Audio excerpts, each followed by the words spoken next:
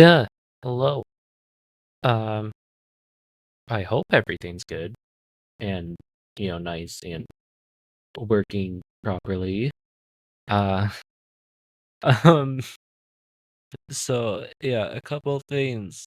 Um, I couldn't get Warudo to work properly, so um, I quickly, I okay. What I did was I loaded my 3D VTuber into Blender, and then I rendered out a single image of it, and then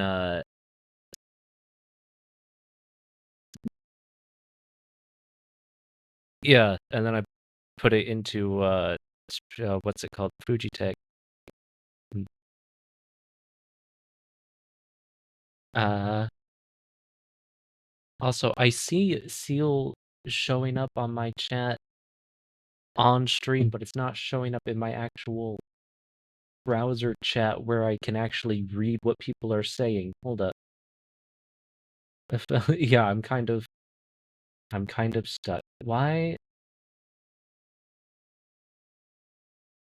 does it say an ad is starting in a minute? I just ran an ad manually, didn't I? What? Uh, Also, I don't have music because I forgot about that too. Okay. Oh, I fixed it now. I can see. I can see chat. Okay. Um, I suppose. Oh, okay, fine. Um, sure. Um, did the bot work?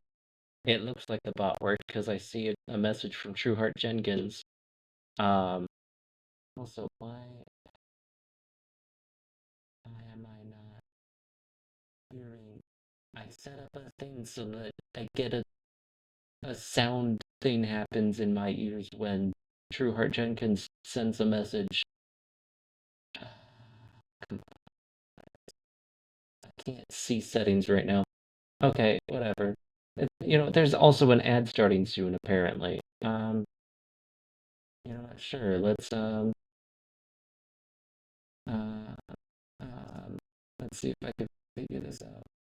Um, uh,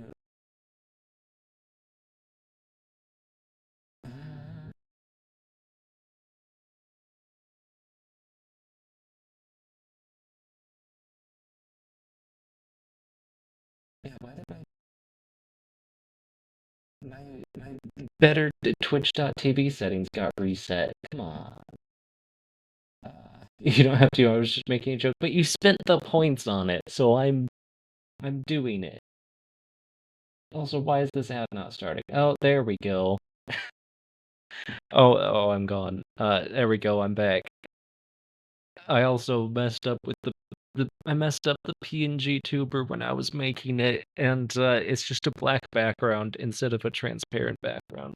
I left my door open. Actually, I'll be right back.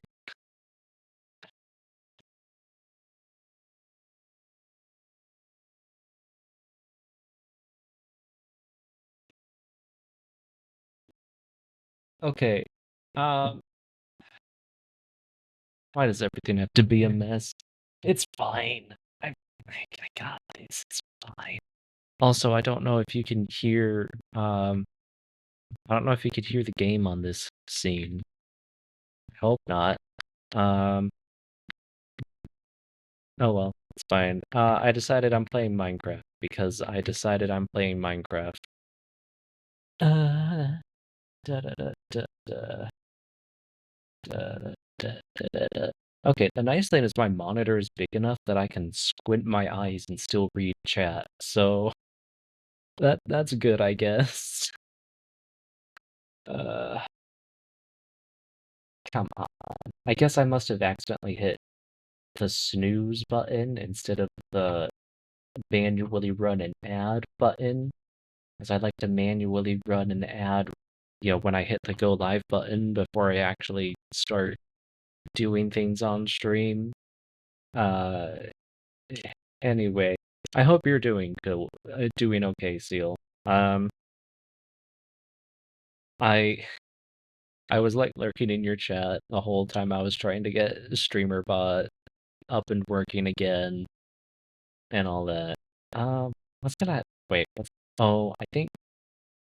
Okay, the take your glasses off lasts for 5 minutes. I know I hope I set that up properly. So the ads are gonna be done before I uh before I put my glasses back on. Okay. Did it. Squinting. I'm doing much better now. Still a little headache. Okay. I'll try to not be too loud or obnoxious. Um, I know I was having trouble with my microphone, like if I yeah, it looks like it's picking up the sound of me like tapping my desk. Probably because it's attached to my desk. That's not great. I'll see if I can find a way to mitigate that noise. Um, excuse me. Okay, there we go. We're on the starting soon screen. Okay.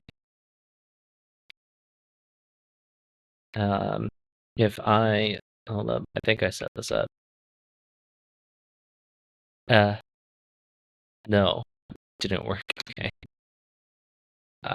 There we go. Also, I couldn't get my cool move transition working.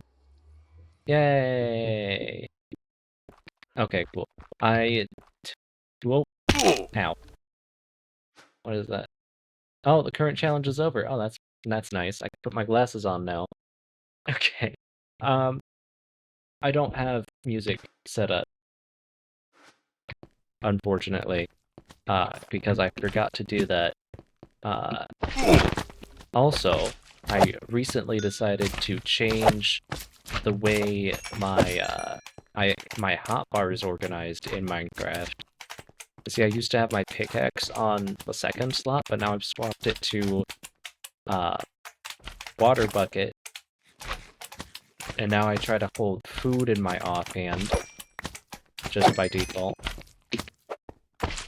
Yeah, I yeah. I installed a mod called what was it called? Sounds. Yeah, it just adds more sounds to the game. So if I open up my inventory and I pick up arrows, it makes an arrow sound, and slime ball makes a slime sound when I'm moving it through my inventory. Uh, Equipping tools makes a sound as I cycle through them. Uh, yeah, it's nice. It's cool. I might configure it more or something and get rid of a lot of the sounds. But anyway, that's a lot of slime balls. Okay. Um, yeah, yeah, there were a lot of slimes. I'm sorry. Uh, every time I hit the space bar, I can see my mic registering it. Okay. Well, that's nice for when I eventually go and make more flying machines. Um,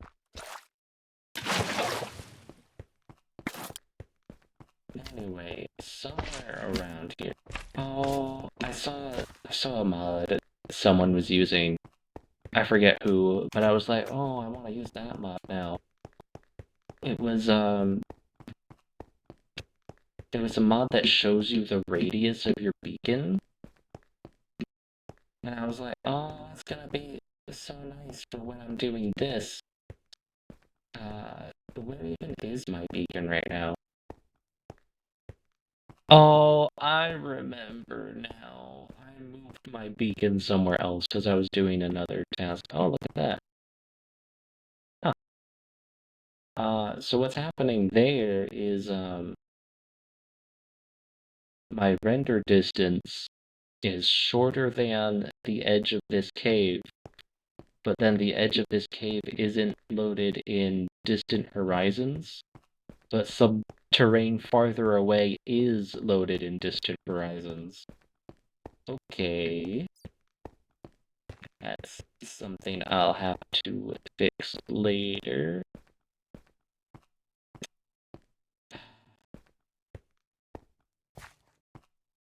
Okay. Yeah, anyway, I kind of wish there was a way for me to get these waypoints to not display in the world like this and only on my map. Or if there's a way I could easily toggle them, that would be nice. Uh, anyway, today we have a project that I'm working on.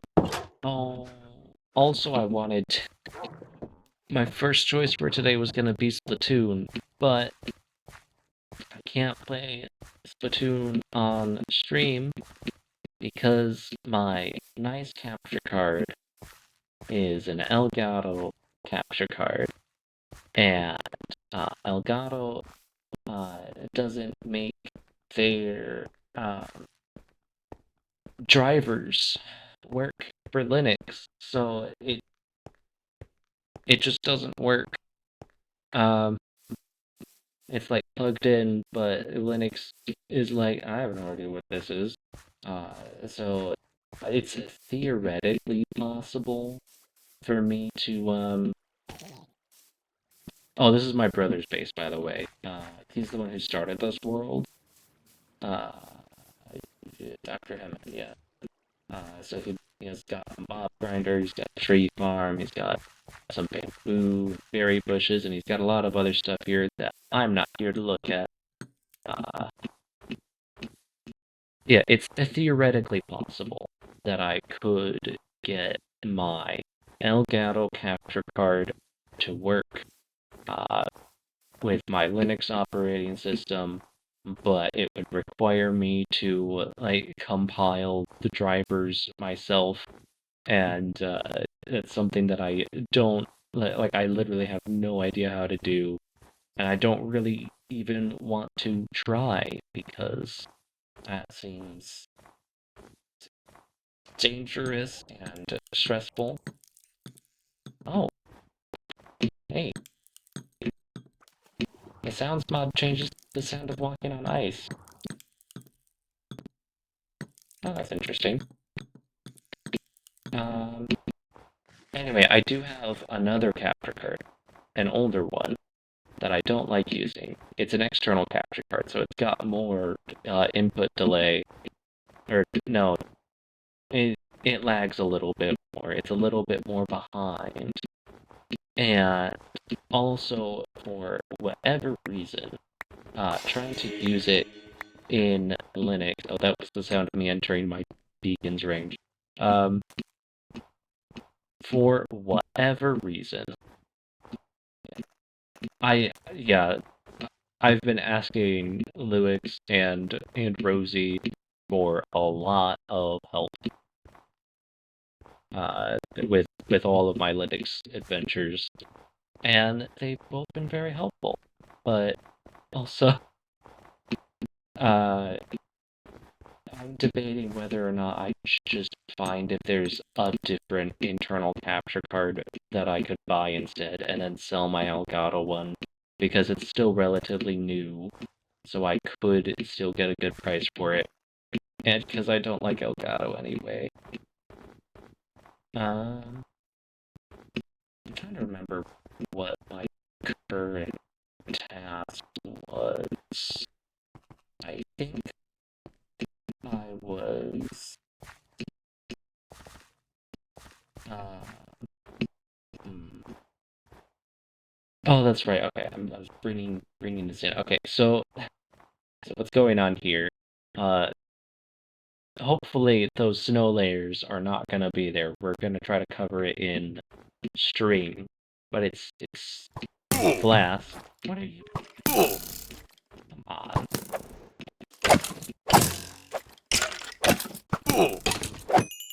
Okay. Um, Snow globe.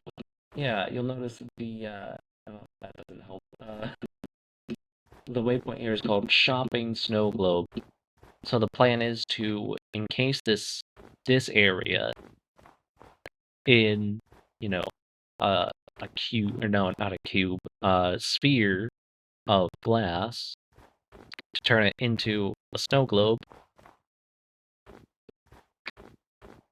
Ow. And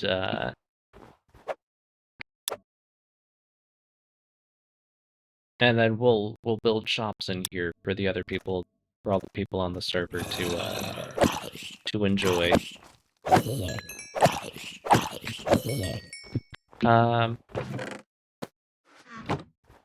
so Hemin is working on the sphere up there, and I am working on the base. So I'm going to build up something that connects to the sphere from the bottom. And it required me, like, this was all, like, this used to just gradually go upward to there, and I've now removed it. I'm trying to make it, like, look nice and transition nicely, and I still don't even know for sure where the entrances are gonna be. Probably one in each of the cardinal directions, but I'm not 100% set on that yet. Oh yeah, my worst capture card, the one that actually works in Linux, technically. But the problem with it is that,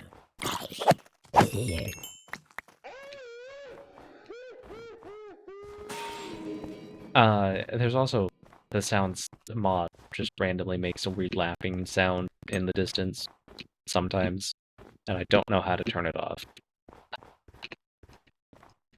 Anyway, my worst capture card.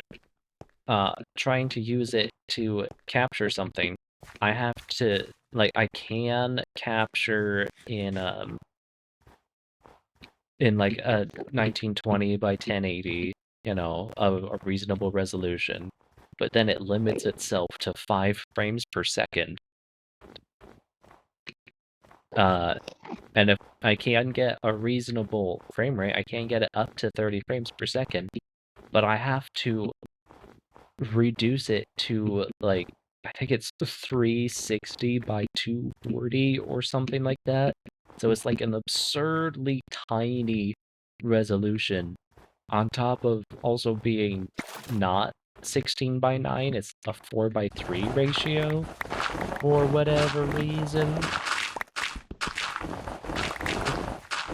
But it was able to work in Windows pretty fine. Like this capture card was able to do 1920 by 1080, 60, no, not 60. It was able to do 30 FPS. And it's what I use to record my Pokemon Scarlet and Violet videos, which I still haven't finished that game. Maybe I should.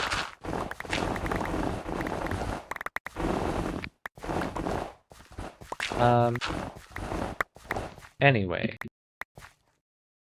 all this to say, technical difficulties are never ending.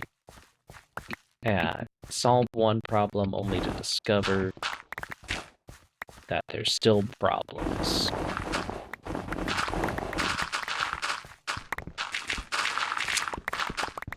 Anyway.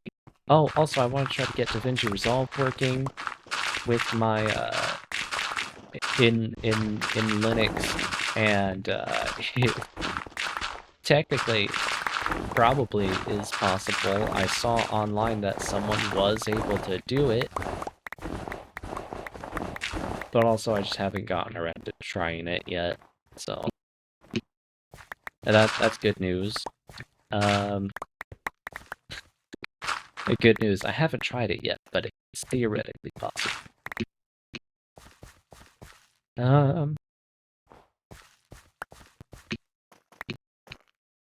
Anything else new? Oh, hey, it's been a whole month since I last streamed, And one of the reasons for that was because I went on a trip to Philadelphia. Hello. Um, so I guess I could talk about that. Ooh. Ooh, I don't know if I like that sound. Ooh.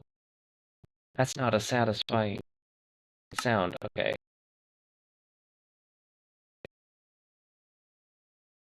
Let me see here. Wild sounds. Uh, actions. Uh, yeah. Wait, is Walk the Streets of Philadelphia a reference to something that I don't know? Uh,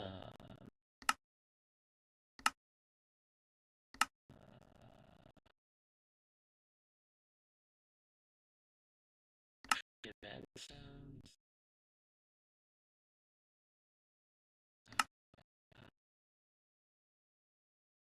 UI sounds.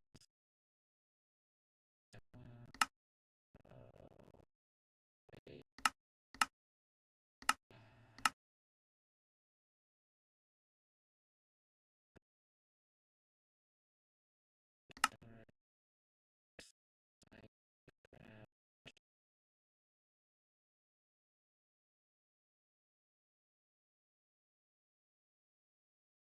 ice? No, this is blue ice, isn't it? Or packed ice. Minecraft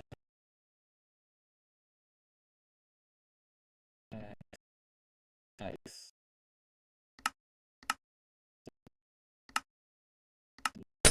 There we go. Okay, now I can't change, I can't keep this is on. Okay. Uh, I can't, okay, well, at least while I'm breaking them, I'll keep I wish I could keep the vanilla break sound, but then I liked that walking sound that I had. Oh well. Um, anyway, so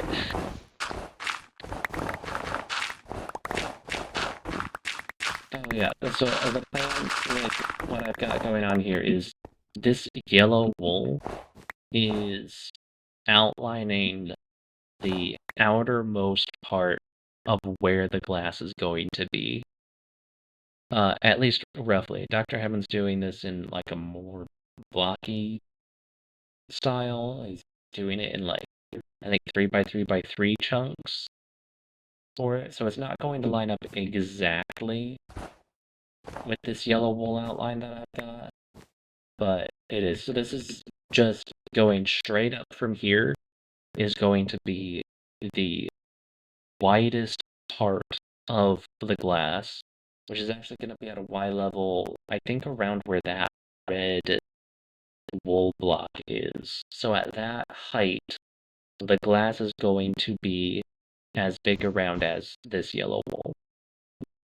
So I'm using that to help me gauge where I want all of this to go, because I need to make a base thing. You know how like snow globes have like a base. It's not just a perfect glass sphere. It sits on something, so it doesn't roll around. So my plan is to make that. Problem is that there's all this terrain in the way. So it's going to go up and in a little bit.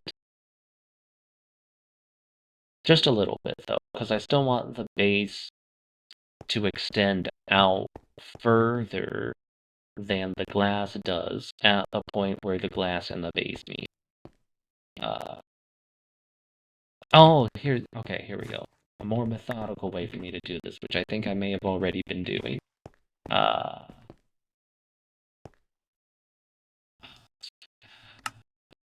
the, the, the, there we go.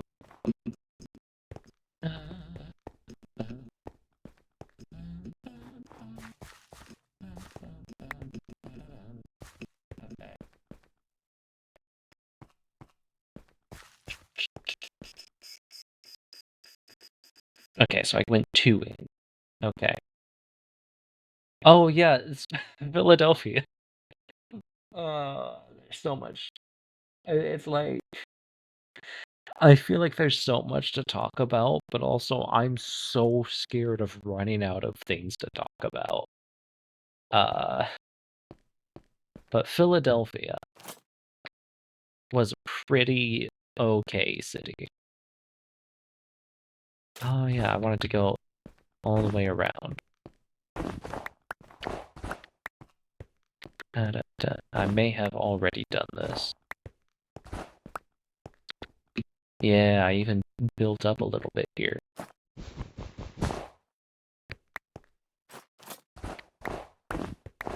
Uh, so what happened was I I went to PAX East earlier this year, which is not in Philadelphia. It's actually in Boston. Is PAX East.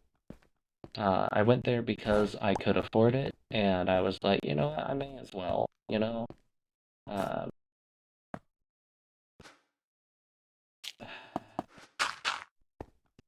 I'll, I'll dig those out later anyway, but for now. And while I was there, uh, I joined the Splatoon tournament that they had on the Saturday because I was like, oh yeah, Splatoon's a game that I play. This is gonna be fun. And I was just really disappointed with the way it was handled. Why am I disconnected from chat? Okay, well, I hope I didn't miss any messages. I'm back. I can see chat again. Um, okay, here we go. So now I go another block thing.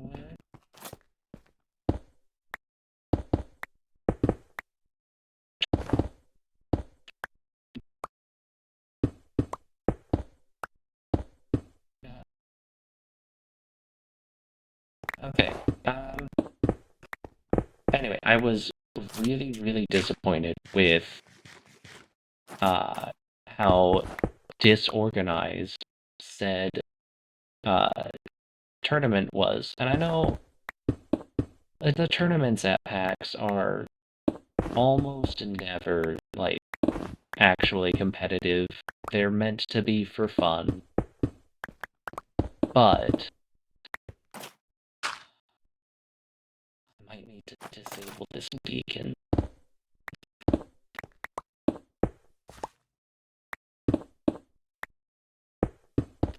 That's fine. Anyway, they're meant to be for fun. They're not supposed to be competitive, really. But still, it was just badly organized. The pack enforcers are the people who like run packs, who like organize the packs specific things.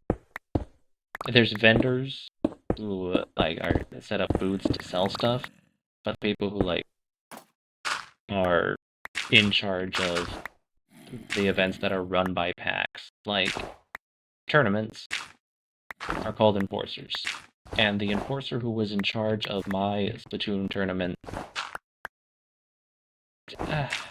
I was gonna say I won't say he did a bad job, but like your job as when you're running a tournament is to make sure it goes smoothly and everyone has fun. And it didn't go smoothly, and I didn't have fun. It was just very quiet. We had there were other issues. Like there were a lot of people who showed up for said tournament, but they gave us a really tiny room with not enough chairs for everyone to sit down. So basically everyone was sitting on the floor, and there was a constant level of chatter in the room as we were waiting for the for the event to actually start. And when the enforcer was like, okay, it's time to start, they didn't speak up very loudly. So it was like, no one knows what's going on. No one really clearly heard all the rules. No one knew who was on which team and which teams were, playing against which teams or what to do after you won. Like, no one knew what was happening. I guess some people did, because, the tournament still happened. It was really annoyingly difficult to get a handle on what happened because the enforcer in charge didn't make themselves heard, is really the only thing. They were just not speaking loudly enough for everyone to hear them. So, as soon as that tournament was done, I, actually, okay, so as I was walking out from that tournament, thinking, man, that could have gone way better. That wasn't really fun. I passed by a sign that was like, want to be an enforcer? Sign up here. And there was a QR code. And so I scanned the QR code, and I was like, I could do a better job. I can run a tournament better than that. And so I signed up. And I was like, yeah, sure, I'll sign up for the next packs. I could probably make it to the next packs. Uh, I didn't know PAX Unplugged was a thing. Now, PAX Unplugged is another PAX event that also happens once a year, usually towards the end of the year, usually in December, actually, but this year it happened in November. I know what it is now because that's the PAX that I was applying to be an enforcer for. And I got the job. They accepted my application, and then I was like, oh, well, I wasn't planning on doing 2 trips in 1 year. Why is my internet so bad? Well, no, my stream is fine, but why is my chat not connecting properly? Seal's been sending messages, but they're not showing up here.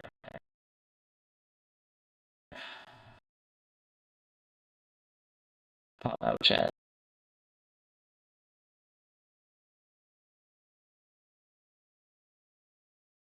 Kitsune's here. Hi, Kitsune. I'm sorry I didn't see you. I don't know why my chat is being bad. Okay.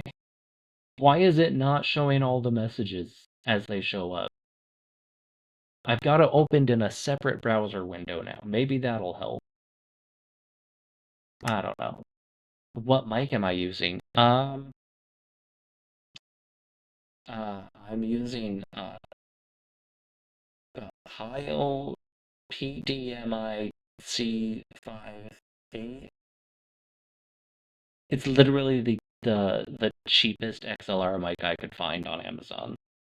Or no, it was like the second or third cheapest XLR mic I could find on Amazon. Uh, so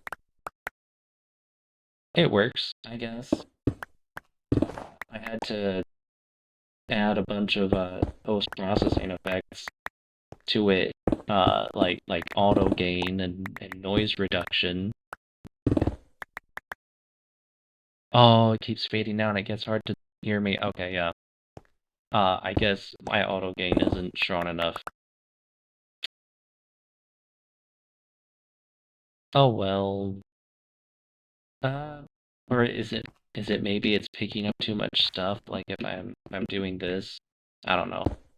I'll have to I'll have to review my VOD later, actually. Um. Anyway, I had a bad experience at PAX East doing the Splatoon tourney. I didn't really know what was going on. It was hard to know what stuff was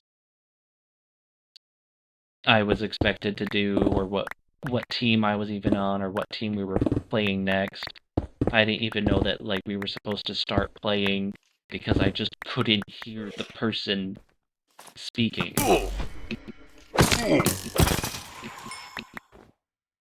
Oh, look ahead. Um,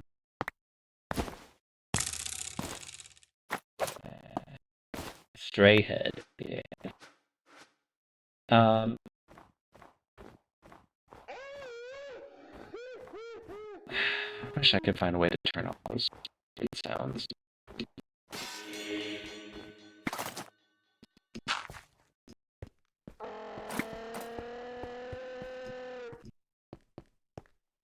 Uh,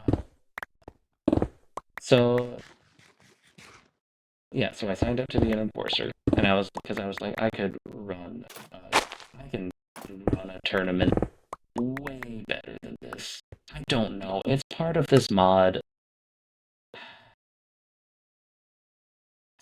Most of the sounds that it adds are nice. Let's see. Uh,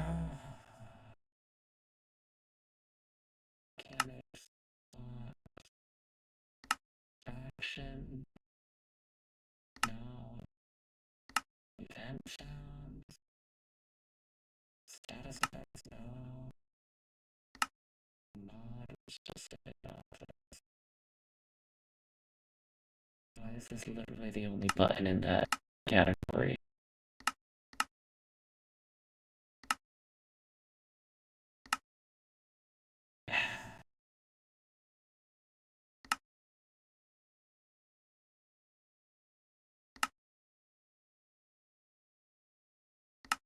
Chat sounds, no.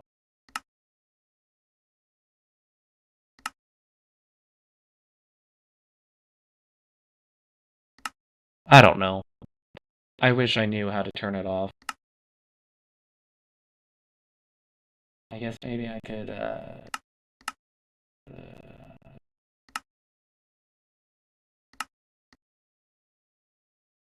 I guess I can disable that mod. It's not. I feel like the cool sounds that it adds are nice, but not nice enough to merit dealing with the weird sounds that it makes.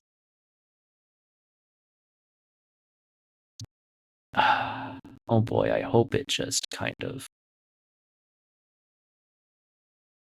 works and launches the game, and then OBS just starts capturing it again. It looks like that's not the case. Oh, right. Weirdly, my mic sounds better now. Uh, hmm.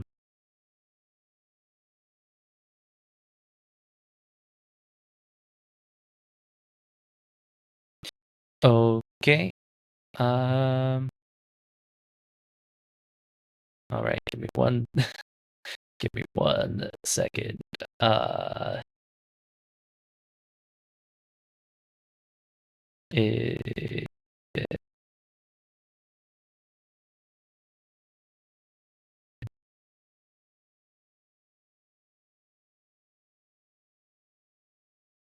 okay.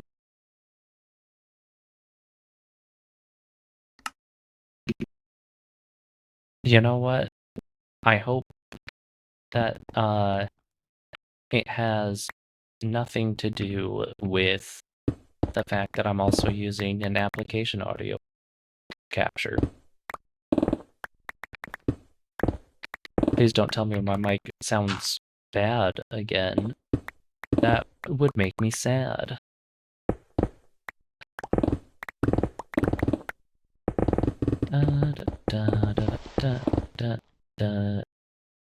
Oh, it sounds good now? Okay. I don't know what it is then.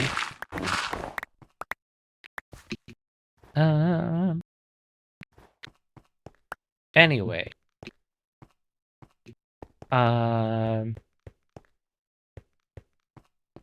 So my application to become an enforcer got accepted because I applied to PAX Unplugged, which is the PAX for board games. So it's not as popular. and not as many people apply. Yeah, audio issues go brr. Uh, um, not as many people apply to be an enforcer at PAX Unplugged because it's just not as popular for whatever reason. Even though I feel like um,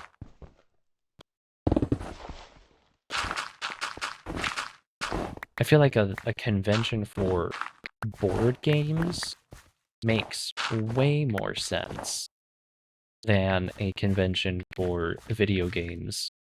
Because with board games, you kind of can't play a board game without people physically in the room. So going to the same physical space as other people to play board games makes more sense than going to the same physical space as people to play video games. Anyway, so PAX Enforcers is a very big community of people who are all very nice and extremely helpful. Oh, it's snowy. I'm actually impressed that my computer seems to be handling this really, really well. Because I'm also playing with shaders turned on. I guess, yeah, I want to fill this in. Yeah. Or, I don't need to fill this in because I'm going to be covering it all up in stone anyway.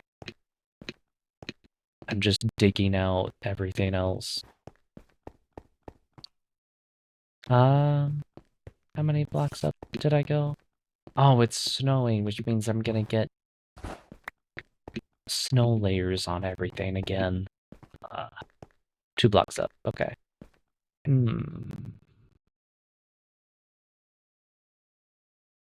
I'm debating whether I want it to actually be 2 blocks up, because that would give me a 45-degree angle.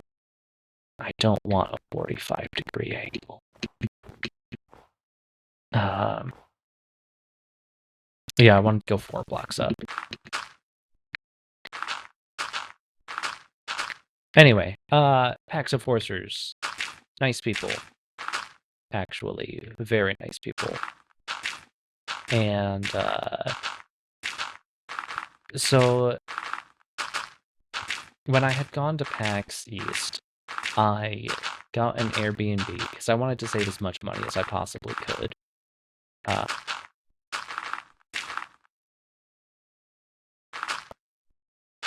So I got an Airbnb that was like a little ways away, and then I was like, oh, and I could even avoid paying for public transportation if I just... Eh?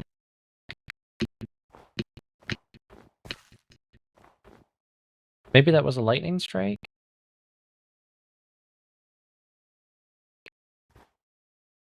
Okay, well, it's fine. If I just explode, yes. Rent a bicycle was my plan. And it turned out to have been not a great plan because it was rainy that weekend. I was absolutely miserable. And also, I also bought the cheapest plane ticket, which meant that I had to leave. I think the flight left at 7 a.m. or something. No, I think the flight left at 6 actually, because I had to wake up at 3 a.m. to be able to catch the flight, which was not great. But then also I landed in Boston at 11 a.m. Is that right? Yeah, that sounds about right, because it was also a layover flight. I had a layover in North Carolina. So it was like, for some reason, the cheapest plane ticket was wake up at 6 a.m. I'm talking about going to Boston for PAX East. So it was wake up at 3 a.m. to catch a flight at 6 and then fly from Michigan to North Carolina and then land in North Carolina with 15 minutes to catch your next flight. Also, it's on the other side of the airport. I had to walk from Terminal F to Terminal B, uh, which in that specific airport is a 15-minute walk. So I ran the whole way and barely made it in time. Like, I got there as they were boarding my group. Thankfully, because I bought the cheapest ticket, I was boarding in the last group. Uh, and then I landed in Boston at 11 a.m. or so. And I was like, okay, can I like drop my bags off at the Airbnb at least? And turns out the answer was no, because an Airbnb is not a hotel. They couldn't take my bags until 3 p.m. when check-in was. So I had to walk around Boston because, you can't ride a bicycle with luggage. That just doesn't work. Uh, so I had to walk around Boston with all of my luggage for 4 hours.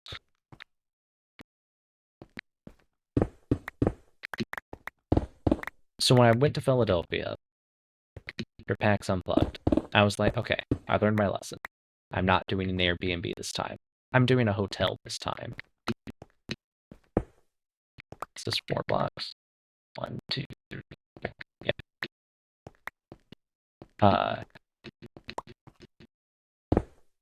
Thankfully, the PAX Enforcers Discord has a thread where you can organize room share with other enforcers.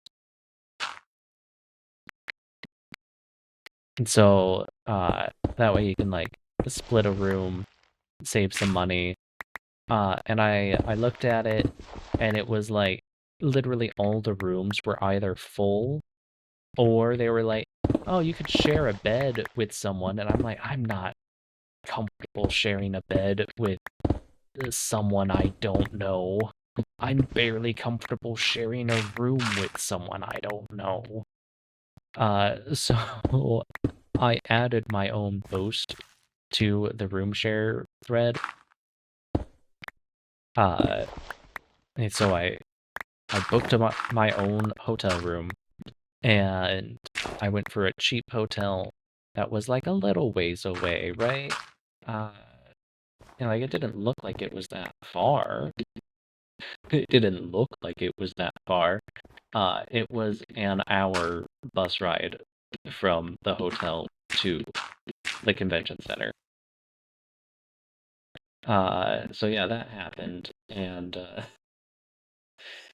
um, and someone did actually. Oh, why am I connecting to chat again?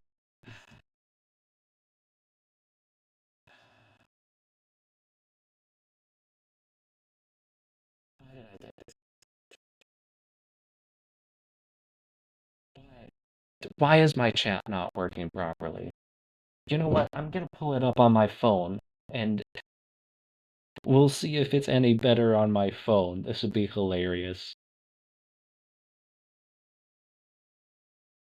Okay, okay, this would be really funny if the chat is more reliable on my phone. Technical issues, dance. Yep. Um, anyway, what was I saying? Oh yeah, the room share.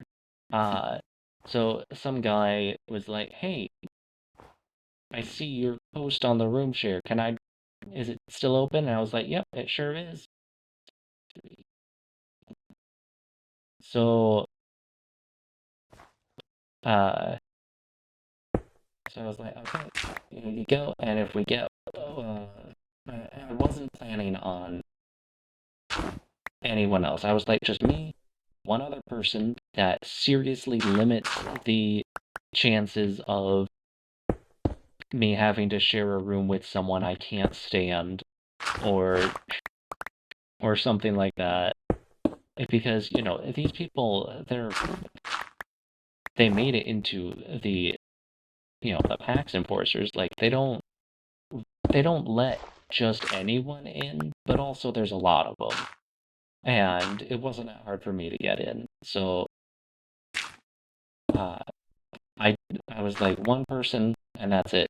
And then before I could mark my post as, oh yeah, sorry, our room's full, I got someone else say, hey, can I join your room? And I was like, I don't want to say no. So I said yes. And then I upgraded the room to be one that also had a sofa bed. Uh, and this is the best part.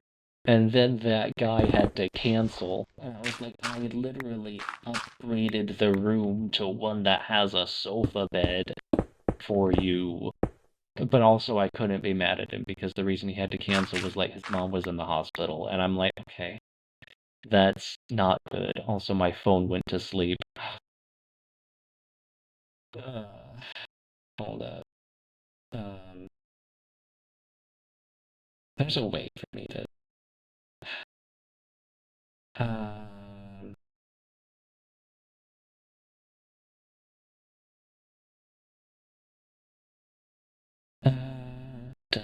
screen timeout.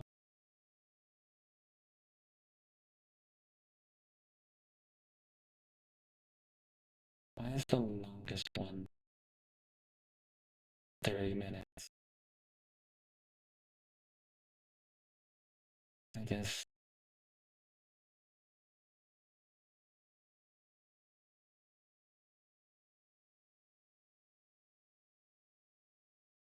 why do I need to put in my phone's password to set the screen timeout to 30 minutes? Okay. Anyway, here we go. Also, my phone's chat seems to be working as long as my phone doesn't go to sleep. Um,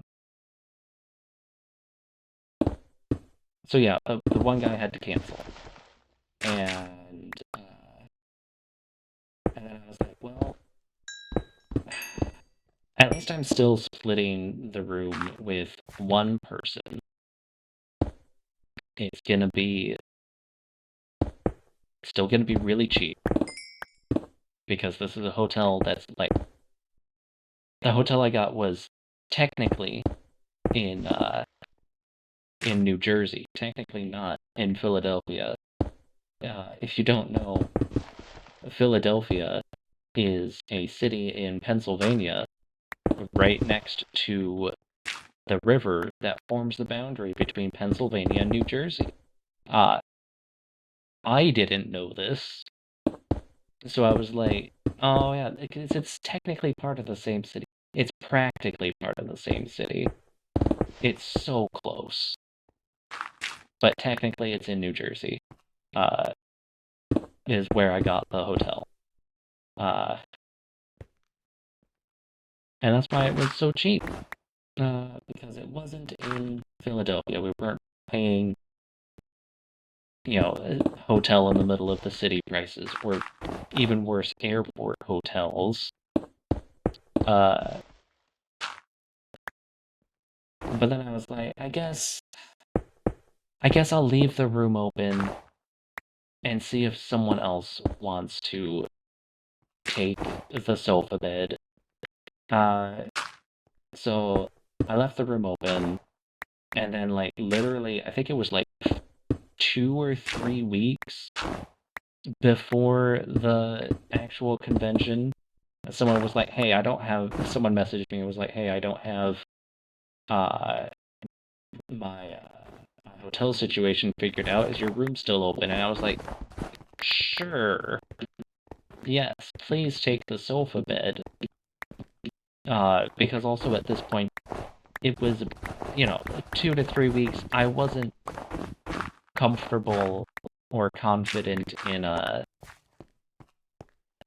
updating the hotel situation again, or the hotel reservation, because I didn't want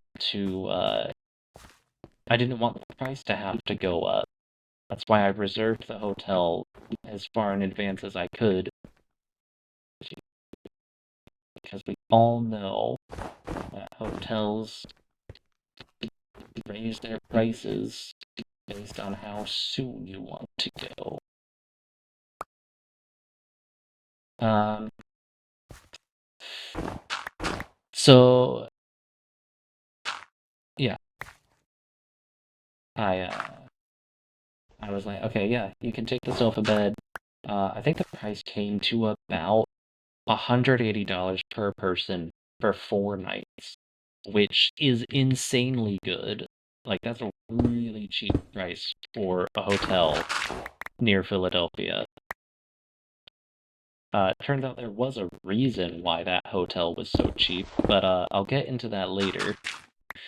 Um, because this third guy, uh, turns out has sleep apnea, which made it really hard for me to sleep because he not only snored real loud, but also he had a CPAP machine with him, which just made noise all night. And it's like I can't complain to him about it because it's a medical issue that he has. And it's like there could be worse things. Like he was actually a really nice person, which is another reason why I shouldn't be complaining. Like actually a nice guy. It could have been much worse. Uh,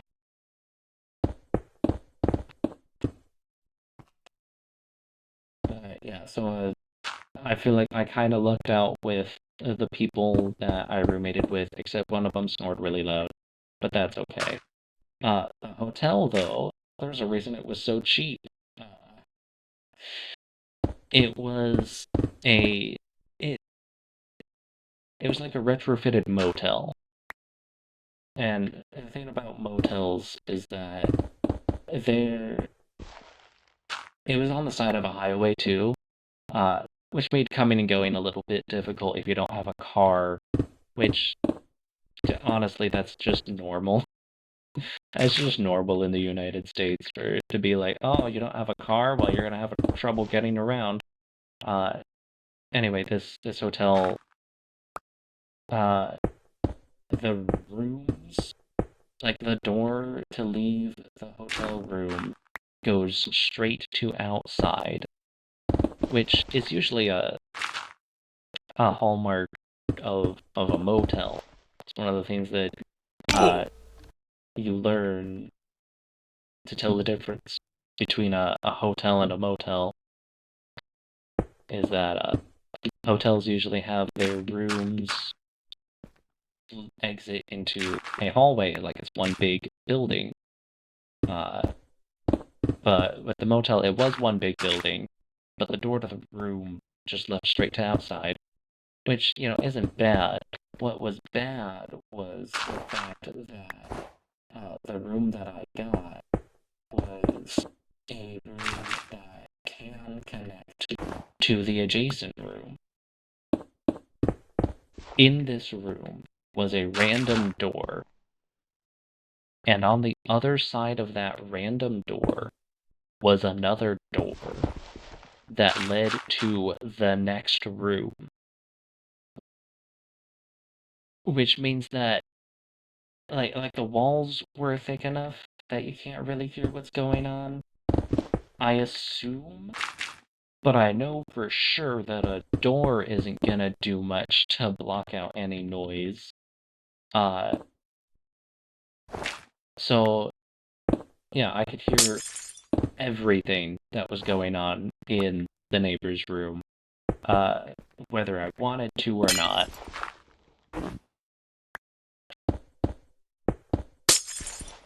And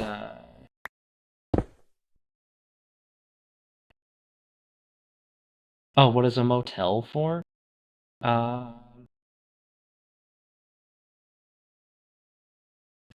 Motels are meant for like, uh, if you're going on like a road trip, like you're driving down the road and it's getting late at night, you're on the highway or whatever, and and then you're like, oh, look, there's a motel right there. So then you just go on, you exit the highway, you just walk straight up to the front desk and say, hey, I want a room for one night, and then they're like, cool, pay me in cash or whatever. Usually not cash, but like the point of a motel is for you to easily stop on your road trip, basically, and easily and quickly get a place to sleep, just randomly off the side of a highway. They're usually lower quality, but they're also usually meant for shorter stays. Uh, and also because you're usually gonna like only go in there for one night, you just need a bed to sleep in. So that's why that's why the rooms usually lead directly to outside.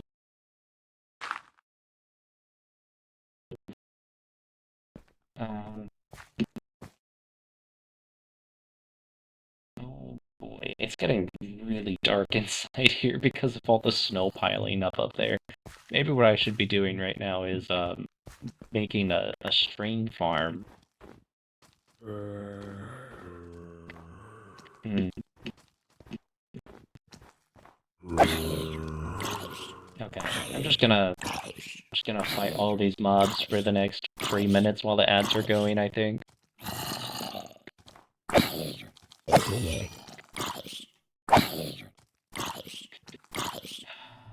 I also want to get a different sword because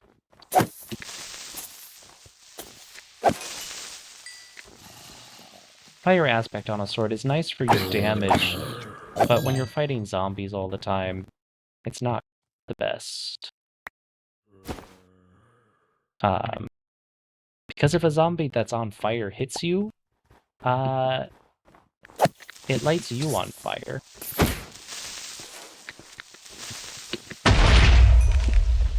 Also, a lot of creepers. Uh, Also, the server has an anti-creeper grief plugin, so when creepers explode, it doesn't do anything. Oh, that's a lot of skeletons.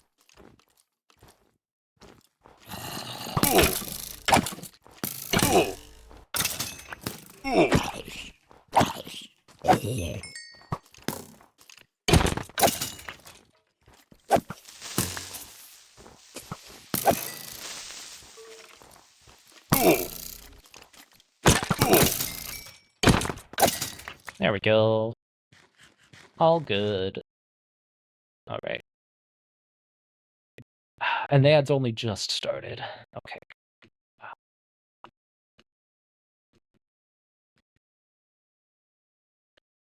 Mm-hmm.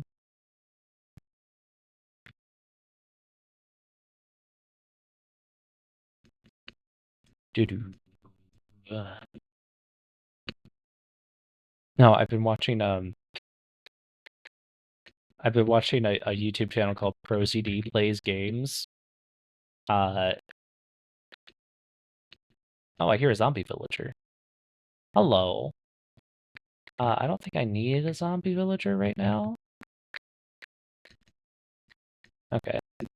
That was cool though, that the fact that he existed. Uh oh, hello. More monsters. Wow. Uh yeah. Boo, boo, doo. Wait, I just realized I messed up the bot message when the ads start. Oh no, there's a question mark on it. That's not supposed to be there. It's supposed to be an exclamation point. Can I go out into the daylight?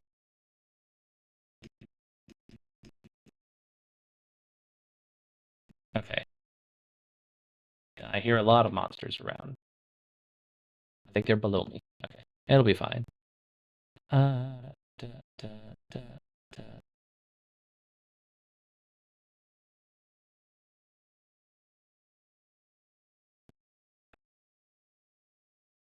There we go. Fixed the thing. Okay. Okay.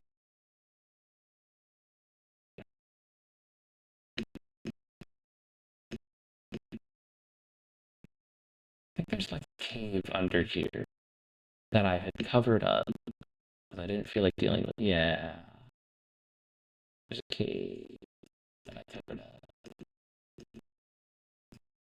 Anyway, yeah. Percy plays games. Uh,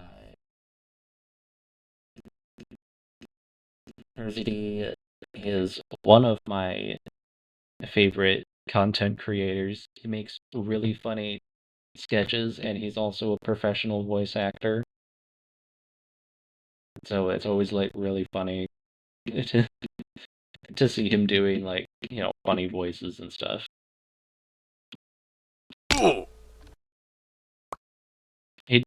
He's one of those people who does ow, uh where he plays all the characters.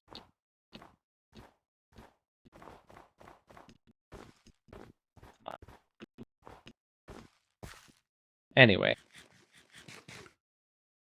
Uh okay, so yeah, the hotel. It was also really weird because the for whatever reason, the bathroom sink was outside of the bathroom. Like you had a door to the bathroom, and next to the door to the bathroom was a sink. So instead of having a sink in the bathroom, you have it next to the bathroom. So you had to like use the bathroom and then unlock the door and leave before you could wash your hands. But breakfast was included. Like I got a free breakfast every day, so that was nice. 1, 2, 3. Yeah, it's just weird. It was worth the money. It was absurdly cheap. Uh, do I regret it? Yeah, I wish I had spent more money on a nicer hotel, but also it was $180 for 4 nights.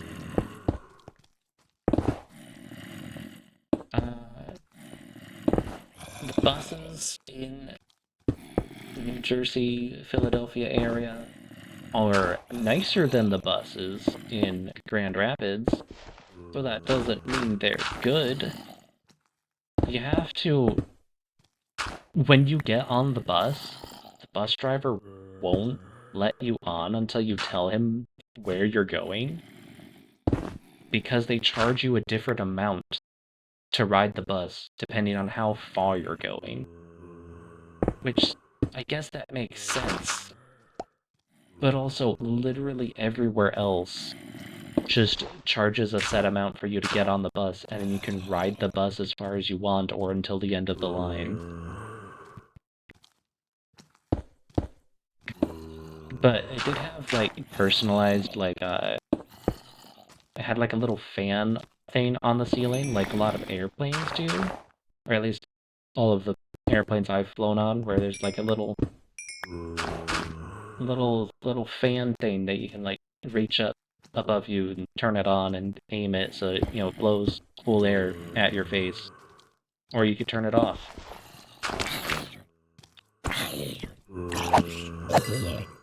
Um,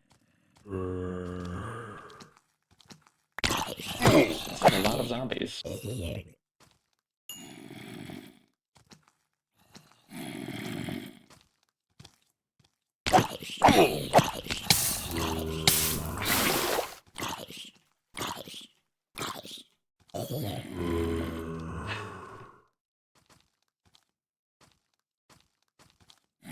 Uh, Also, because the roads really weren't designed for buses, the roads in Philadelphia don't even feel like they were designed for cars, to be honest. They're really small, and there's a lot of them, and they're only ever like 1 or 2 lanes at a time, which made trying to drive horrible, or I imagine it would make trying to drive horrible. I'm glad I didn't try to drive. Um, but once you get past all that, it was really fun at the convention center, actually. I get to meet a bunch of people, uh, most of whom I'll probably never see again, and most of whose names I've already forgotten.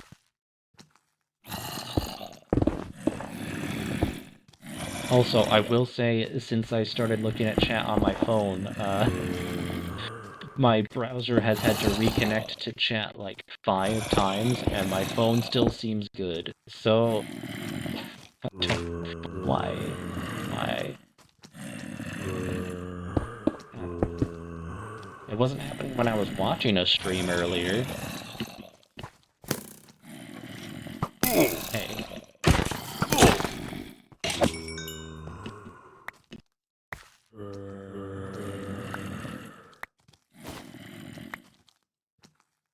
Okay. Yeah, it was a fun time. I really enjoyed it. Um, um, there was the convention center itself in Philadelphia is a little bit weird. You see, with the Boston Convention Center, it was just one big building that took up multiple city blocks. So all the roads that like would have gone through it, they just kind of end. So anyone driving has to go around. That's not the way they did it for the Philadelphia Convention Center. Uh, what they did for that one was they let the roads keep going, and they just built the center around the roads and over them. So it's like the road is going toward the building, but then there's just a hole in the building, just a tunnel through the building that you drive through. Which means that if you're on the first floor of the building and you want to get to a different room on the first floor of the building, there's 2 ways for you to do that.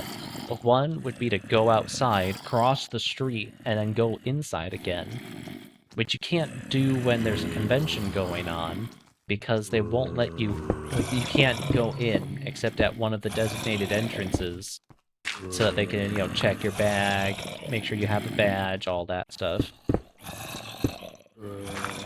So what you have to do instead is go up to the second floor, walk to the area above the first floor where you want to be, and then go back down the first floor again.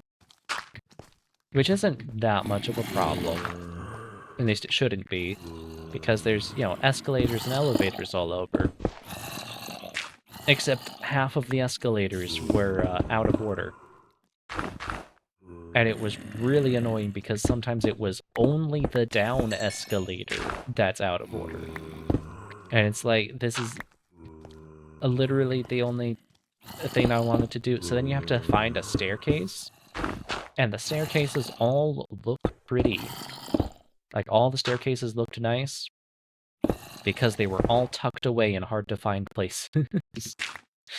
uh, but, like, once I got the hang of it, and, I got a sense for where things are, it was nice. A lot of walking. Thankfully, I had really nice shoes. Got a pair of running shoes, and I put some memory foam inserts in them. Actually, really nice.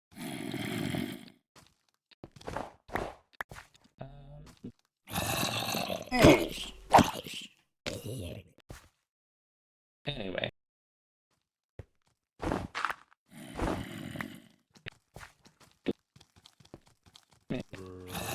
Oh yeah. There's just a gaggle of zombies here now, I guess. Oh, they're all coming up here. See,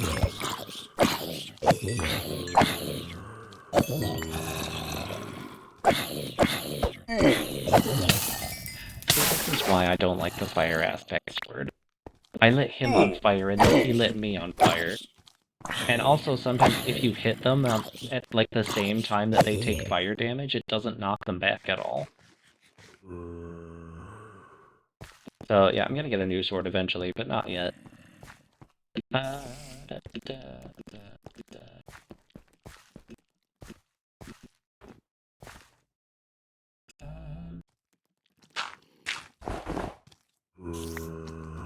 So. Oh,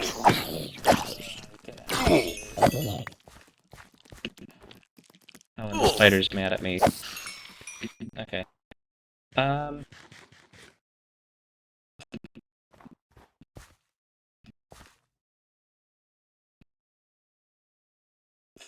Anyway. Da, da, da, da, da. Hello. Yeah, you can stay there.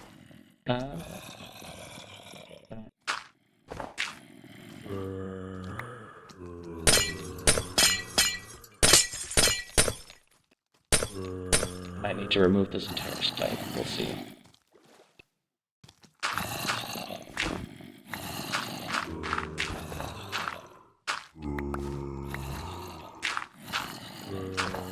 Do I have free cam? Oh, I do have the free cam mod. Okay, is there a cave in here? Oh, yeah, there is. Oh, look at that. Oh.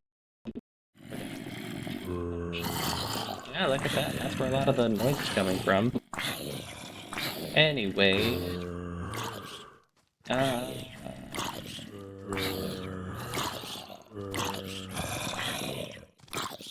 Yeah.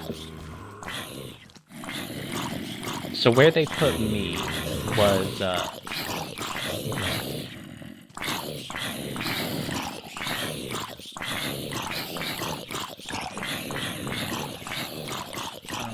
So I was enforcing that PAX Unplugged. They had to put together a schedule, you know, to make sure everything gets covered and everyone has a job to do.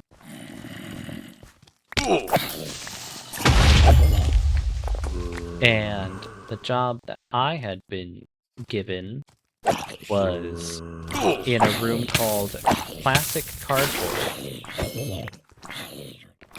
Oh, he dropped two. Oh, they're both enchanted. Not that button. That button. Fire Protection 2, Unbreaking 3, and Fire Protection 1. Oh. Alright. There's still a lot of zombies. Okay. What?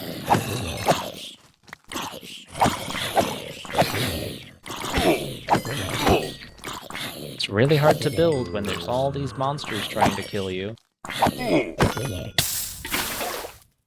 You know what? I'm gonna light this place up. What's the button again? Why is it? Number mode. Okay.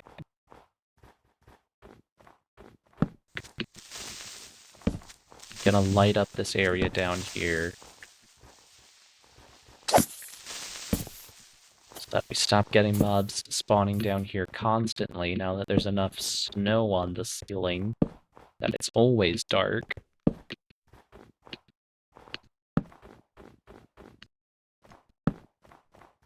I don't think torches can melt the blue ice. And I don't think it can melt the snow.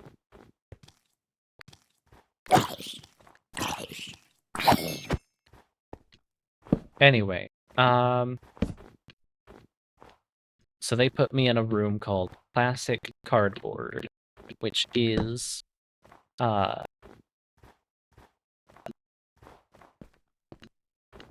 where they have all of the old board games, like like the ones that I grew up playing, which was really nice actually, because it was like probably the only place that I could have felt comfortable. Uh, except maybe the first look, which the first look would be the room where they have all of the board games that nobody has seen yet.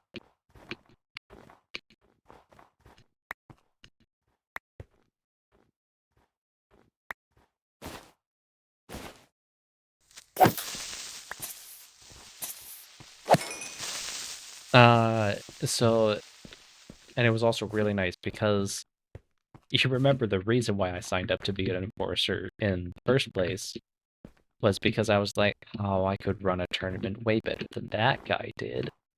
Uh, Classic Cardboard also does tournaments. So I was able to run a few tournaments, and it was really nice. Because I was like, yes, I am doing my job, even if I don't know how this game is, because they also had a lot of games that I don't know how to play. But, it was nice. They were all casual tournaments, and also I made sure that everyone knew what was going on, what to expect, what to do, all that jazz. And I had a good time.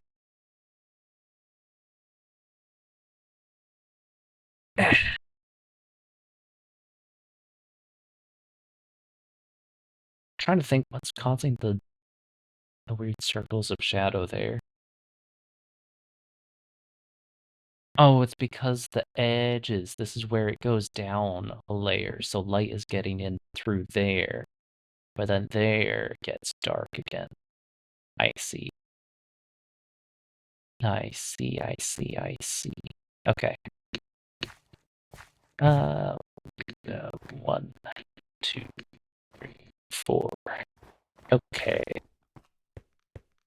Oh, I already dug out to this layer. Okay. Let me go into. See, I'm still pressing 2 to pull out my pickaxe out of habit.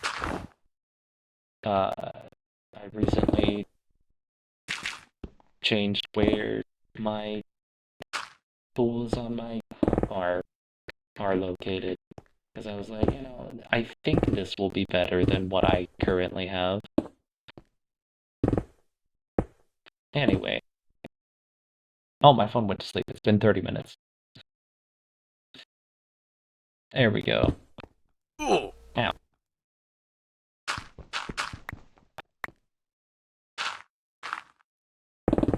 Da, da, do, do. Oh yeah, and it was also really nice because uh, the people in charge of the enforcers who like organize it and everything, they know that most people who are enforcers also want to just explore and like enjoy the convention. So a lot of the time they'll so the way the schedule works is they only schedule you for like either the morning or the afternoon. So you have, either the morning or the afternoon to like go explore the con, go do activities in other rooms, see panels and stuff, and I'd walk the expo hall where all the vendor booths are set up. So I was still able to like go and enjoy the con, which was really nice. So even though I was working in the classic cardboard room, I got to go up to the first look room where they have a bunch of board games that haven't been released in America yet, even if they've been released in Europe before. I kind of wish I had spent more time there because a lot of those board games were really cool. Um, there was one called, I think it was actually from Germany. So I took a picture of the box. I probably should share with people. Oh, let me turn off the light level overlay. Okay. Um, I think it was called First Contacts. So it was this really cool board game where you have most of the players playing as agents from the agency who are trying to track down and capture an alien. And then you have one player playing as the alien. And the alien has their own tiny game board where they can like keep track of where they are and where all the agents are, but the agents don't necessarily know where the alien is because they're trying to find it.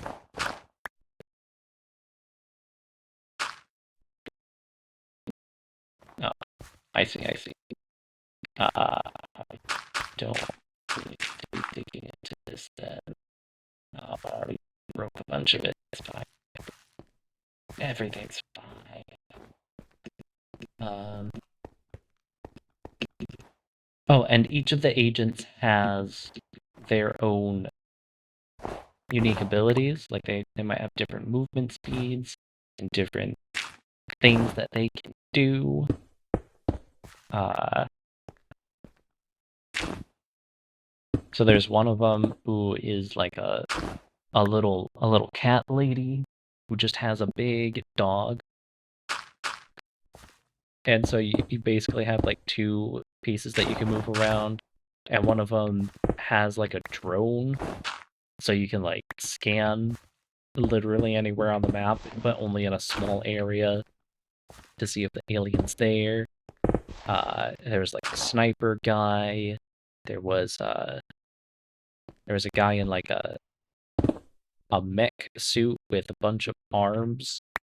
And his thing was that like he could capture the alien even if he's next to it. He doesn't need to be on top of the alien. It was a really fun game, and I would love to play it again with other people. Uh, Unfortunately, I don't even know where I can buy it.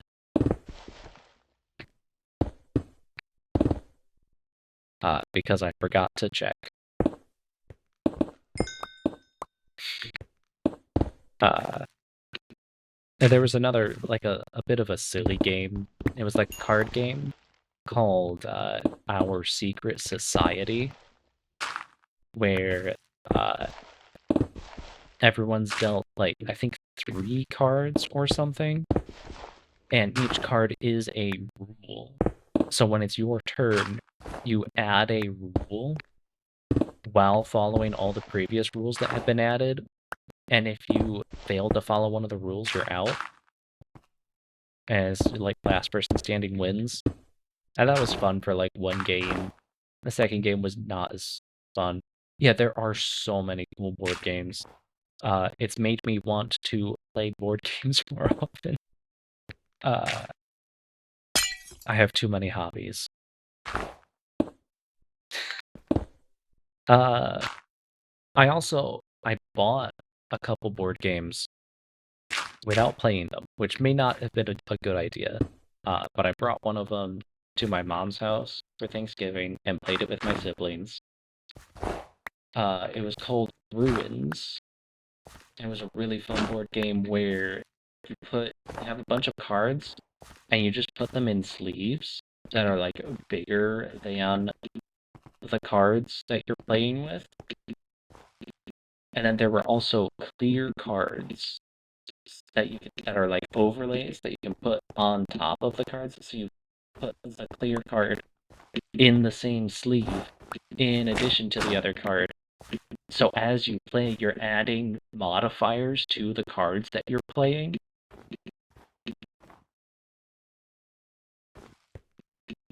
That one was really fun.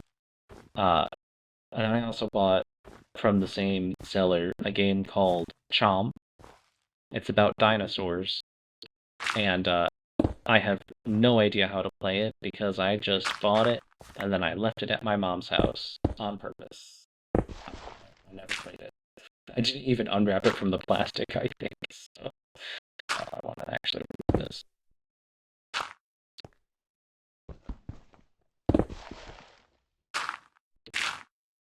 Anyway, I know there's a game on Steam called Tabletop Simulator.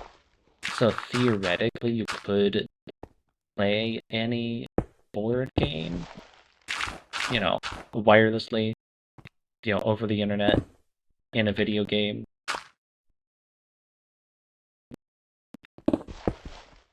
And so I'm thinking about that and whether I should get it to so I can play board games with people more often. Because I also don't have that much physical space, you know, like not just physical space to like keep them, but also a physical space to play them.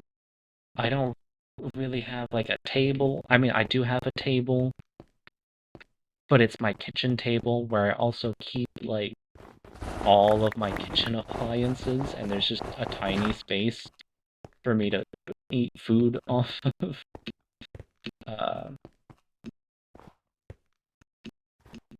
think I've done this part already. Yeah, yes, I did. Okay. Let's see if I go to sleep.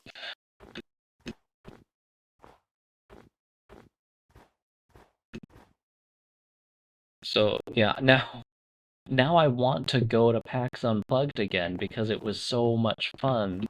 But also I'm trying to save money for, big plans in the future. I don't want to live in this apartment forever.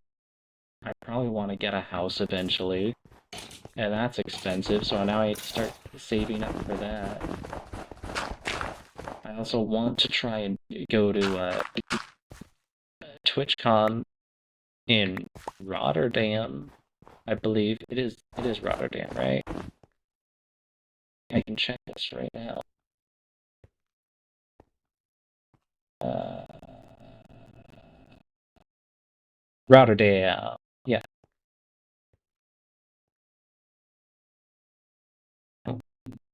One of my favorites is Bonanza. Bon means bean in German, so it's a pun. Oh yeah, puns are great. Uh, and it's about farming for different kinds of beans and trading them among the players, strike deals with them, and get the most bean money. Rotter? Damn. Anyway, so glad I don't have to worry about creepers. Oh, hello.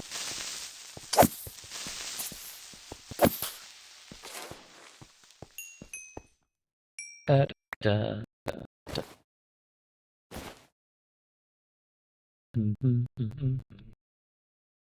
All right. Okay, making good progress here. Oh, that was my last potato. Okay, I have more. I have one torch left as well.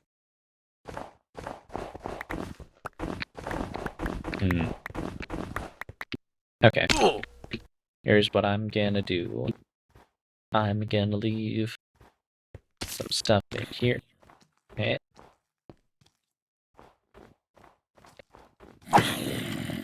Oh, I need to light up the upper areas as well.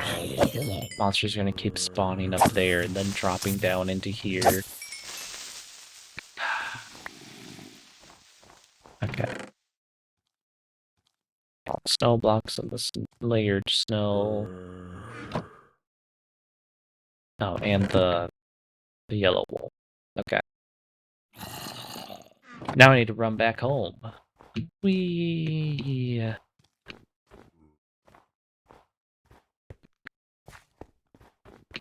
But yeah, that Bonanza game sounds like fun. Ah,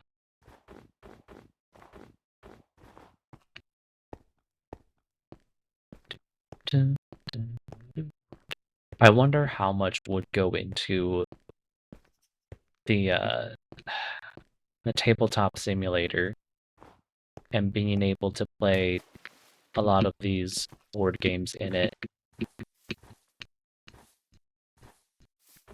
Because it looks like the way tabletop simulator works is it's just like a physics engine, and that's basically it. Like it makes it easy for you to like grab pieces and move them around. But yeah, I don't know. I have too many projects I'm working on right now also. Like I've got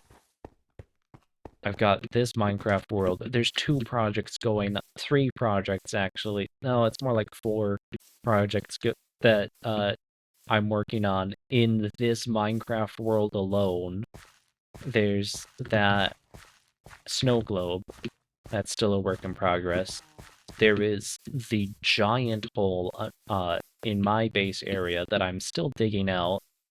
Uh, I also need to actually build my house, which, as of right now, the only thing I've built is this massive fallen log and an ugly cactus farm.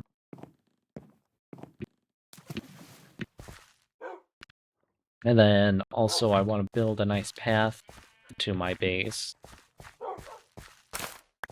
And that's just this Minecraft world.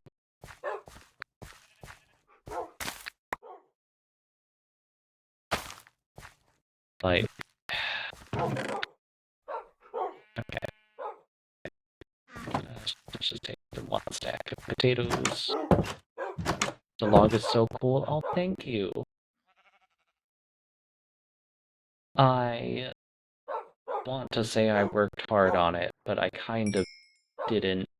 Oh, I should have my pickaxe equipped so that when I get experience for this stuff, I actually repair my pickaxe. There we go. While those are cooking up, I can show you what this cactus farm is all about. And, not that. This time, free cam. Okay, free cam is such a fun mod. So, I can go inside here. So you see the cactus is all here, and above each cactus is a wall. So as soon as so the cactus is like the way cactus works is that it doesn't want any blocks directly next to it. Like cactus hates that. So it thinks that it can grow into this block directly above it because there's no blocks directly next to it. But as soon as the cactus grows, this wall is like, oh, there's a block next to me. I can connect to it. So then it tries to connect to the cactus, and then the cactus is like, oh no, that block is too close to me now. So it breaks itself, and most of the time it falls down into the water. And I just have a bunch of layers of that. Probably not the most efficient way. Cactus being socially awkward. Yeah. And then here's a simple bamboo farm. The way it works is there's one observer right there. So when that specific bamboo stalk grows in front of the observer, it sends a signal to all of these pistons that breaks all of the bamboo, and then most of the bamboo ends up in the water stream and goes down into there. Um, it could be way more efficient. I recently learned of a much better way to farm bamboo, uh, but I don't care about efficiency with this. This is just here doing its thing. So in here, the the cactuses go into this chest, as just like a buffer before going into the furnace. And then the bamboos go into this chest as like a buffer before going into the furnace. So I'm cooking up a bunch of cactus just constantly and making green dye out of it. Yeah, green dye. Why am I making all of this green dye? Well, because whenever you smelt something, you get a little bit of experience. And if you have uh, a hopper pull out the item from the furnace, the experience actually stays in the furnace. So if I were to like either fill up this hopper with spruce planks so that the next green dye can't get cooked, or just this all gets filled up, or I could just break the hopper, I guess, until there's one item in here. When I grab that item, I will instantly receive all of the experience from everything the furnace has cooked since the last time I manually took an item out of it. So this is just a passive XP farm.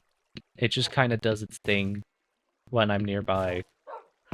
And byproduct is I have a ton of green dye. The point of it is to just passively generate experience. I used to have a mob grinder that I was using for experience, like the one that I passed at Dr. Hammond's place. It was exactly the same design. And so that's why I have all these chests here. This was just to organize the drops that I was getting from it. Oh yeah, that's right. Put snow here. And then this is just a bunch of stone. I'm saving all of the fancy stones that can't be generated with like a stone generator. I'm just keeping them all here until I find a better use for them. I'm gonna have to remove all of this eventually. I don't want to talk too much about all of my future plans.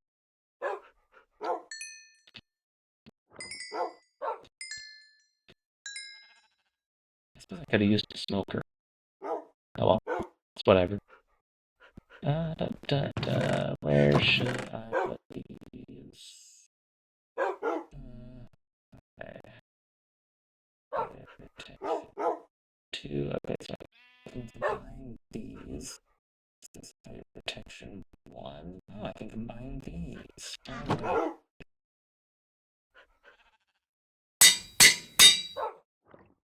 I am going to eventually get a very nice suit of chainmail armor.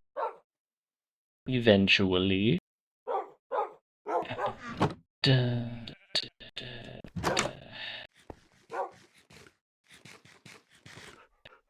Let me see.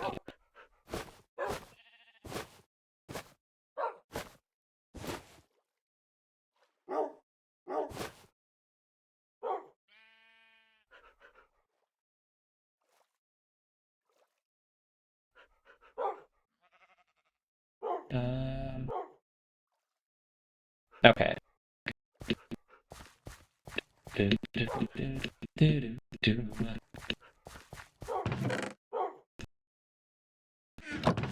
Putting stuff away. Yeah, I don't have infinity on my bow, so I want a few arrows.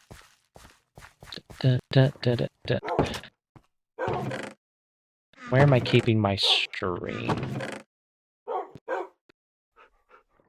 There we go.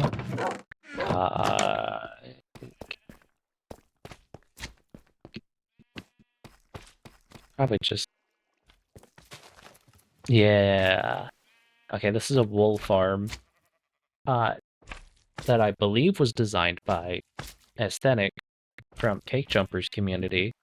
It's just an automatic wool farm. It was really easy to do. Like, there's more efficient ways to do a wool farm in terms of, like, space, but also, I don't need that much efficiency. I have way more wool than I currently will ever need.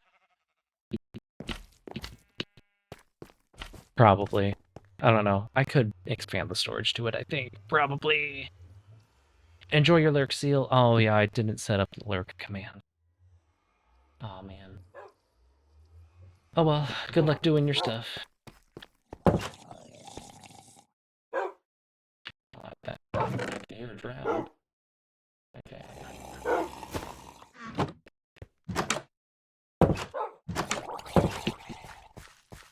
Oh, come on, man.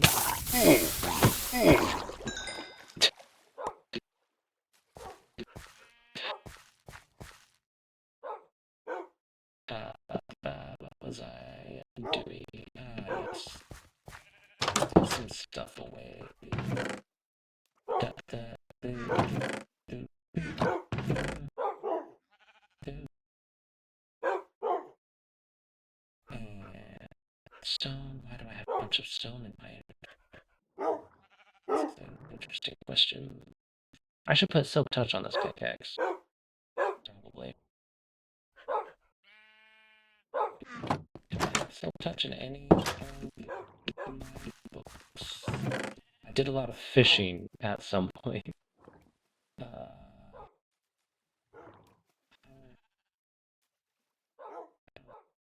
think that's for those. For silk touch. No, I've got quite a few with density. Density 4? Can you get density 5? I actually don't know. That's an enchantment for a thing. The mace. Which I don't have a mace yet, and I don't have plans of getting one anytime soon.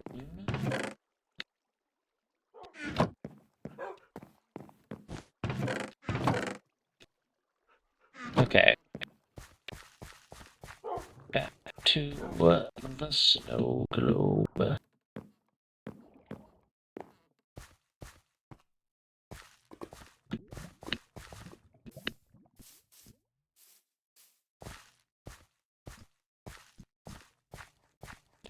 Do, do, do, do, do.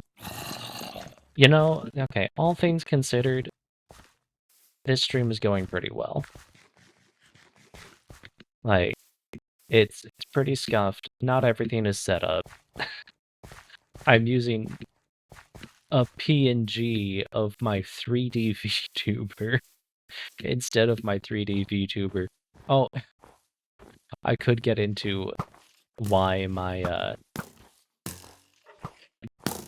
3D VTuber isn't working.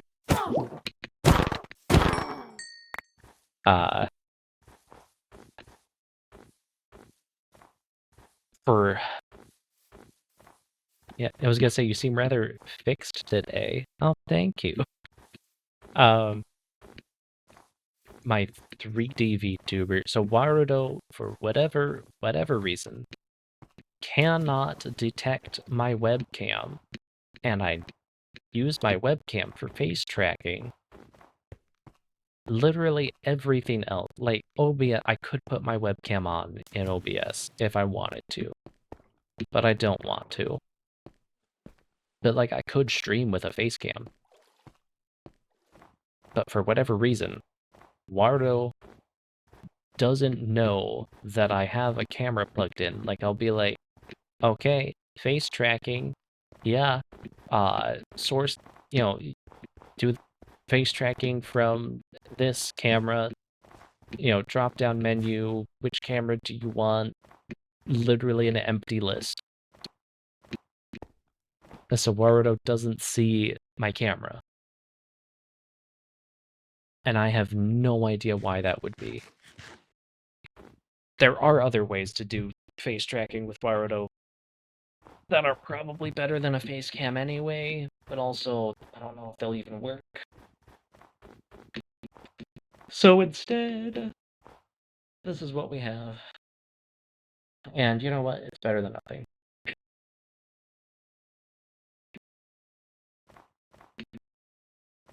Oh! Ow. I may put this stuff. Oh, I wanted to get more more torches. I wanted to get more torches. I don't need more torches. I'm not lighting things up right now. Okay. We're gonna continue digging.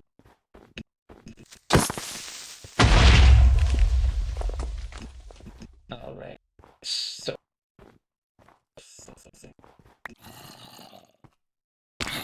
Excuse me. Okay.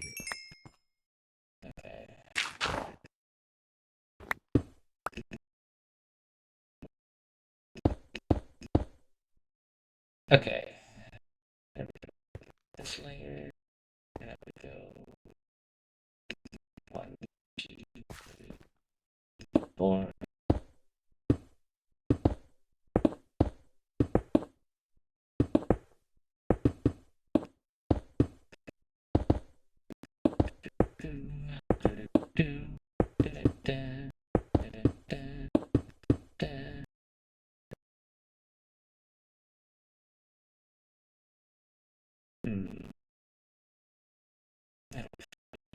Starting to think, well, how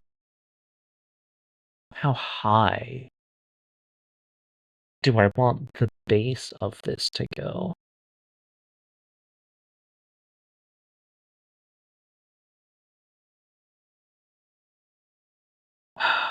It depends on where it will meet up with the glass. Okay. I can do that later. Excuse me.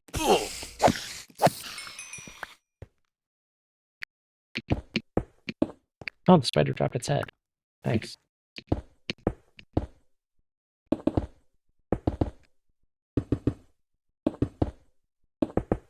And we also got the data pack for mobs dropping their heads.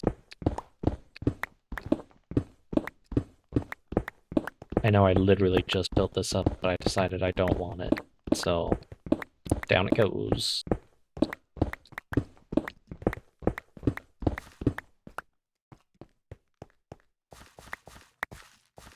Alright.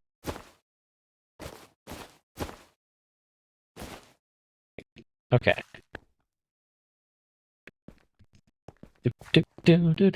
Oh, Kitsune, you weren't here for the beginning of the stream. Yeah, I'm doing...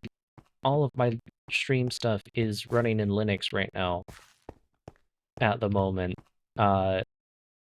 It's not Windows. I am using 100% Linux. Which I thought was gonna go worse than it is. It's surprisingly alright.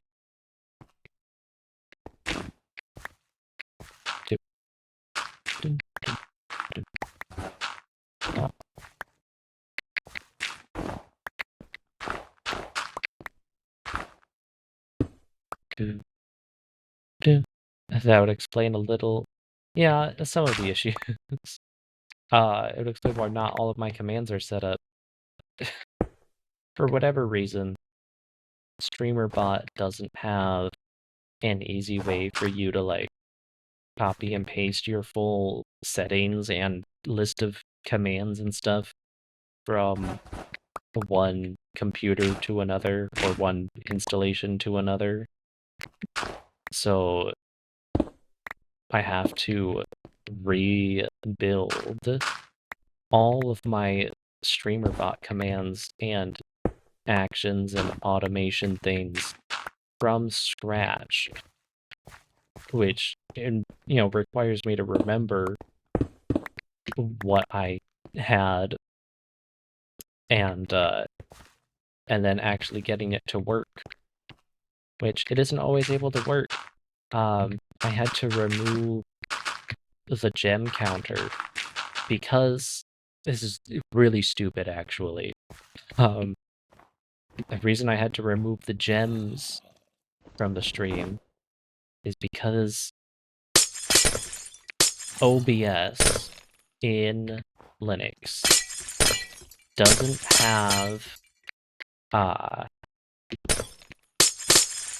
have a text source that you can edit through an external program. I think it was called GDI Plus, I think, but it was just a little piece of text, and I could have StreamerBot edit it. So when someone buys a gem, it would automatically update the text that's showing up on stream. Except I can't do that now, even though I have OBS and I have StreamerBot. They're both working. I can't have StreamerBot update text on my stream because the version of text for OBS, it just doesn't let you edit it through an external program. And I looked up, like, is it possible for me to get this to work? And the only solution that I was able to find online was, yeah, write your own write your own plugin is literally the solution that I was given. And I was like, I might be smart enough to do that, but I definitely don't have the time.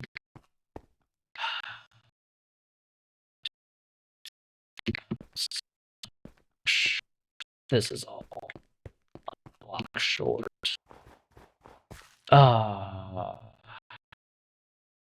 Yeah, that sounds like effort.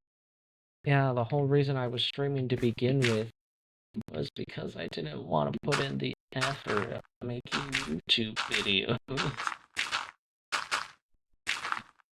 Yeah, funny story, actually. The reason I started streaming, well, one of the reasons I started streaming was because I wanted to be a content creator, sort of thing. I wanted to make content and stuff. And I decided to stream instead of YouTube because making videos takes so much more effort. And I didn't want to do that. Oh, I forgot to grab my shears so I have to remove all the yellow wool.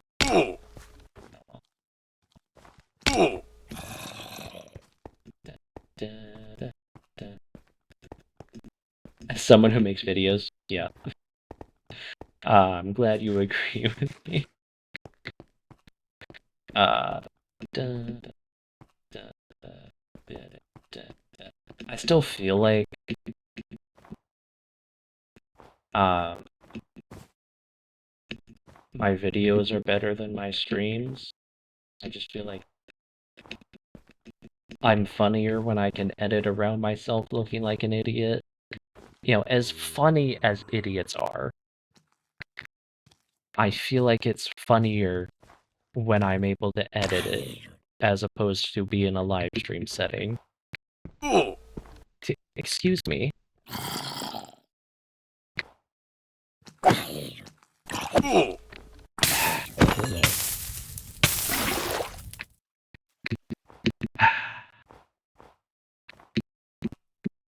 Minecraft hit detection being weird.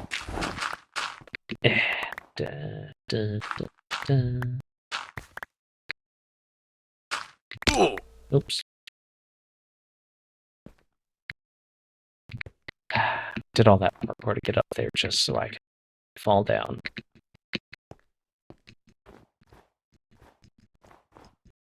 Ah. This is why I always put feather falling on my boots. Yep.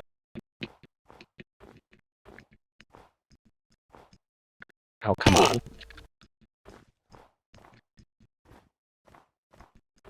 At this point, it's not even worth it. Yeah. Okay, I'm not doing this parkour.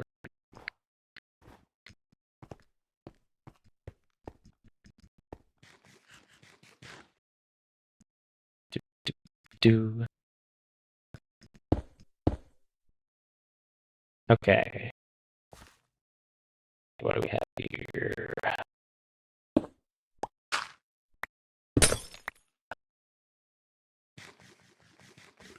We have 1, 2, 3, 4.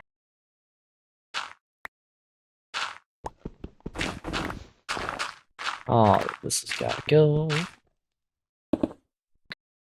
Okay.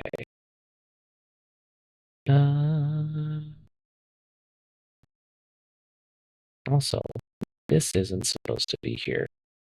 I should be one block further in.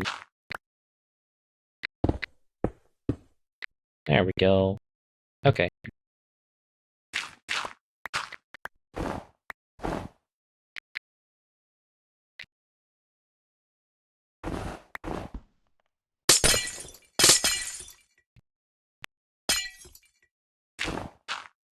Oh, I see. Okay. This is a part where the mountain didn't go all the way out to the edge. Okay. There we go. Do do do do do do do do do do do do.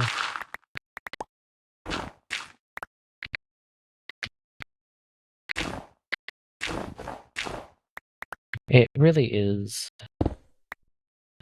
disappointing to me when big companies are just like, oh, Linux, we don't care about that. And I mean, I understand that it would be, a lot of, very difficult to like essentially make two versions of your app or your game. But also there's a lot of things like EA and like multiplayer games like that don't work on Linux. And it's not because the game doesn't work on Linux. You can run the game on Linux. What's stopping you is the anti-cheat. They're like, oh yeah, it's because the anti-cheat software doesn't work on Linux. But that's also not true because the anti-cheat software does work on Linux. It's that the companies that own the games are like, yeah, no, we don't want to support Linux because isn't that the operating system that like hackers and cheaters use? So yeah, that's frustrating. I mean, like they're not wrong. It is the operating system that hackers use. That doesn't make it like that doesn't mean that everyone is hacking on Linux. It also doesn't mean a good excuse for you to not support it. Because you have hackers on Windows anyway.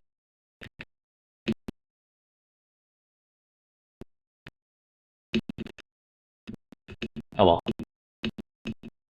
it is. Oh, that's a lot of spiders. I should step away from the edge.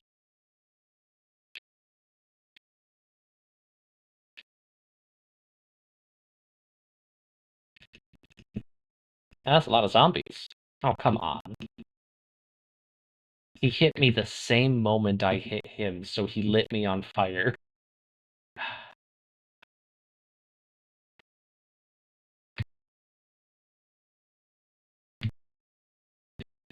Okay.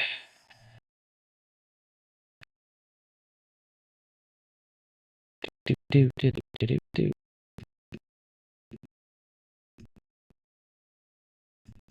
Anyway, it's ad break time. Uh, I'm actually going to log out, and I'm gonna go get myself some water.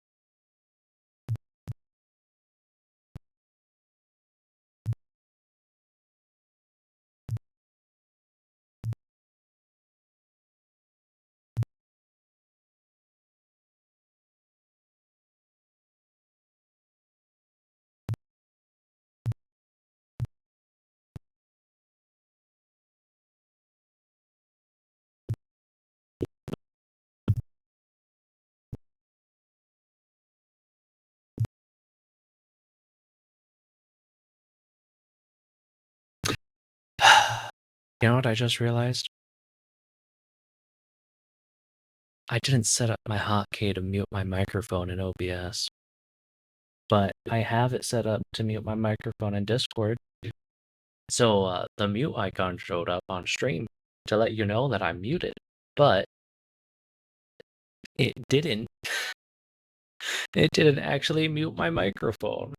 Oh well, it's fine. I've got water now. I feel better. I don't even remember what I was talking about. Probably, I don't know, Linux, probably, if I had to guess. Um,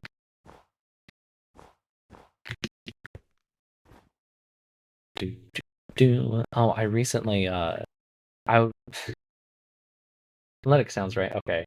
I want to talk about YouTube for a second, uh, because last weekend, pretty sure it was last weekend, I spent literally the entire day on YouTube, just like watching YouTube shorts and stuff. Basically, I just wasted an entire day. And then I was like, I should uninstall YouTube from my phone because I cannot be trusted. There's the zombie. There it is.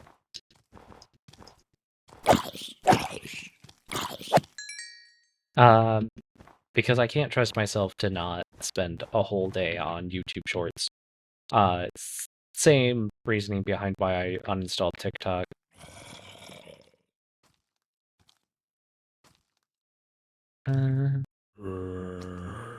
Yeah, that seems right.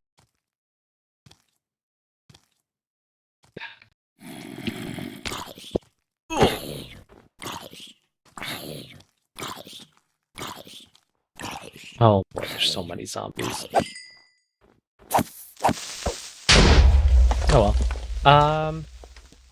So yeah, I was like, oh, I'm gonna just uninstall YouTube from my phone. Unfortunately, my phone is a Google Pixel, and I cannot uninstall YouTube. The best I could do was disable it. There we go.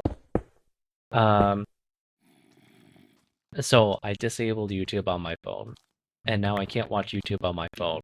And now I'm like, oh no, what do I do? I'm bored. So instead I clean the dishes. It's so funny how uninstalling a time waster app has helped me stop wasting so much time and actually get things done. But I do let myself still watch YouTube on my computer because it's not as easy to waste an entire day sitting at my computer than it is to waste an entire day laying on my bed. So, so now I'm trying to catch up on, all the YouTube videos, all the channels that I like to watch. And it's like, I don't have as much time to watch YouTube anymore, which is a good thing for my own health and well-being. But also, now I need to be more picky and choosy about which videos I'm actually watching.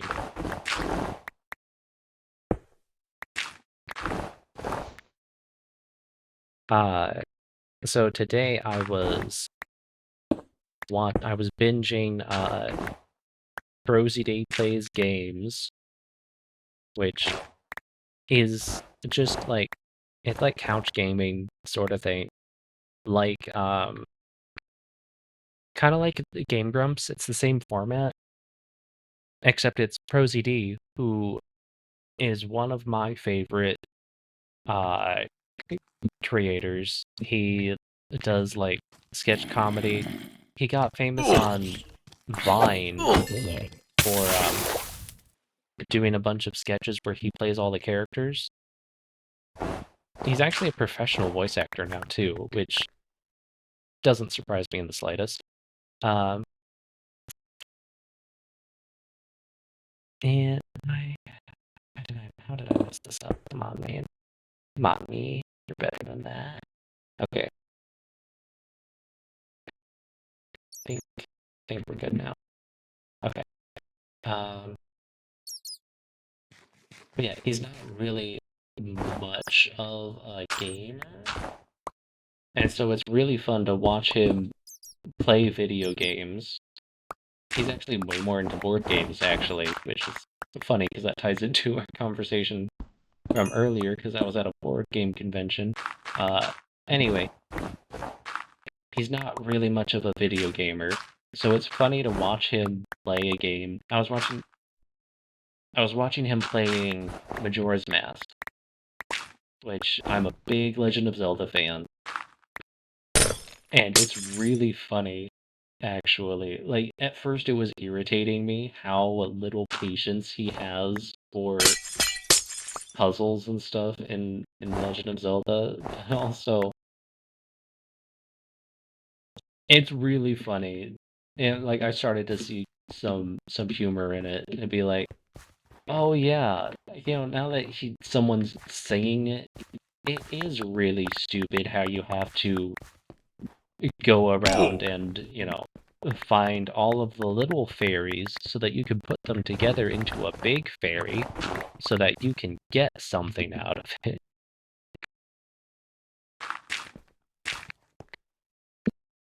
Uh, yeah, it's really funny. He doesn't have as much patience for those kinds of things as I do, but also these YouTube videos have a nice little musical intro, which is nice and cute and everything, but also it got stuck in my head. So yeah. Da, da, da. And I'm trying really hard not to sing it, but at the same time, 1, 2, 3, 4. It's really hard for me to not, because I find myself scatting constantly.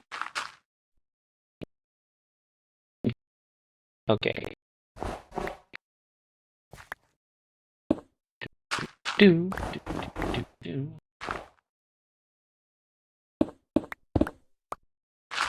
do, do. I think I might have ADHD, possibly. There's no official diagnosis. This is a self-diagnosis, which we all know means absolutely nothing. So I need to remember at some point. I need to remember to schedule an appointment to get a diagnosis. Uh, which I only ever remember when I'm not really in a position where I can actually go and do that. Anyway. Um,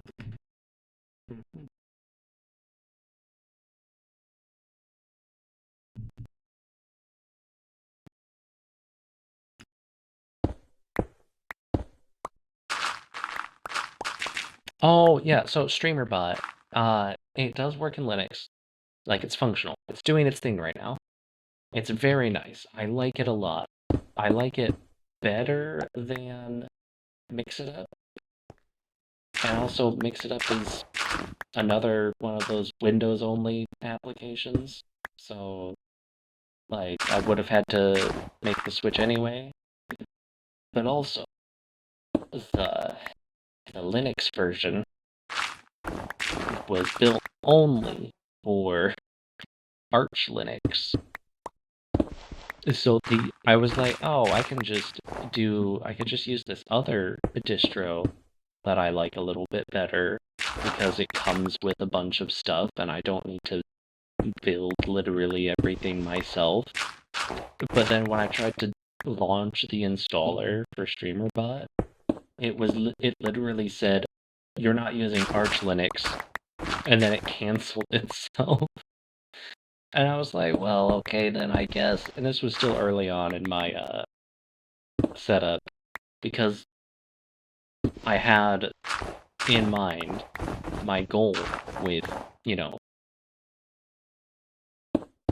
Linux was to make sure that I'm still able to stream, kind of important to me. It's what I use my computer for. Uh, so this was one of the first things that I tested. Yeah, I know. I did look at the source code, and I'm not much of a coder, but I did think, this looks here like the line where it's testing to see whether or not you're using Arch Linux. I wonder what happens if I just delete that and try running the script again. But then I was like, I don't want to risk it. I don't want to blow up my computer. So I didn't. And now I'm using Arch Linux. Not because I want to, flex my skills. I'm bad at this, and I'm not even using Arch Linux properly. No, I'm literally only using it because StreamerBot wouldn't let me use anything else.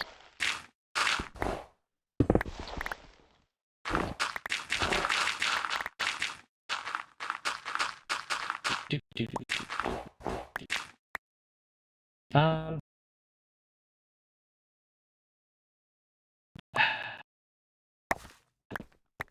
So yeah. Anyway, next thing I'm gonna look into, once I get my stream back and functional the way I want it to, I'm gonna try to find another way to keep my counter updated on stream.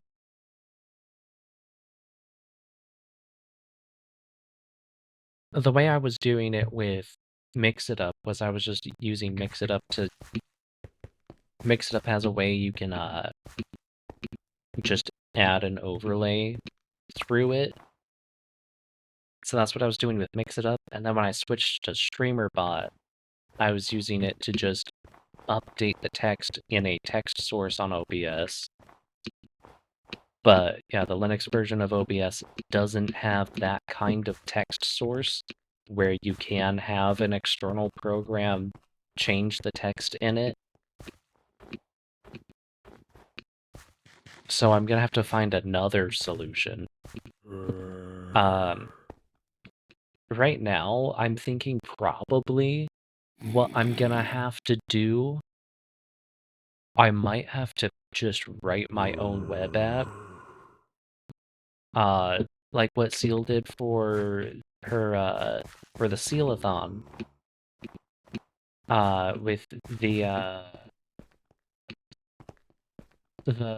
bar that increased when she got subs and stuff. Except when I do it, it's gonna be way easier because all it's gonna have to be is just count up, when a specific event happens, increase the counter by 1, and it should be fine.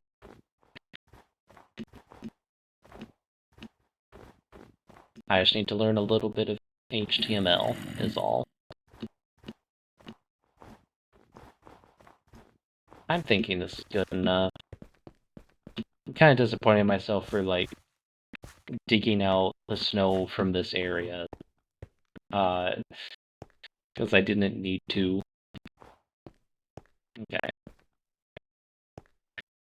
I'm gonna have to remove all of that thing. Okay. Shears. Did I leave my shears in the chest downstairs?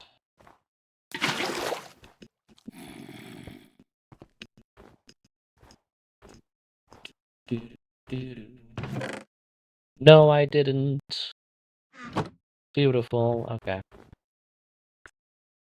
Let me just take as much of the snow as I can.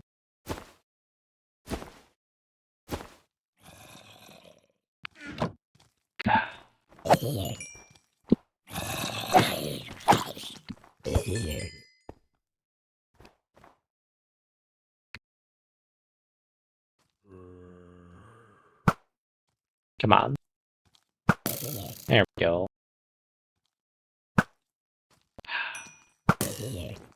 Okay.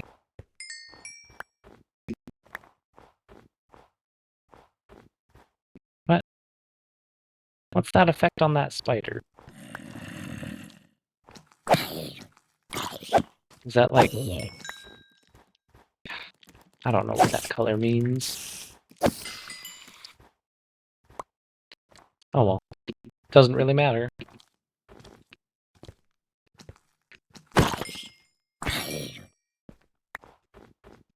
Do-do-do-do. Okay.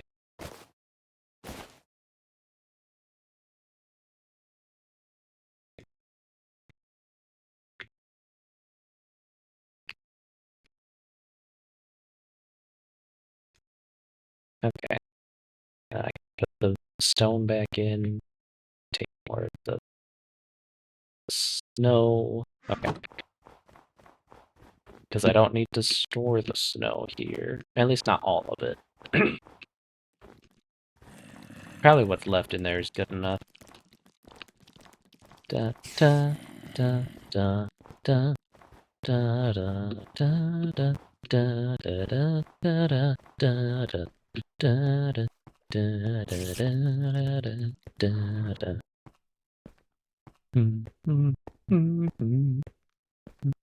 I've got big plans for this server.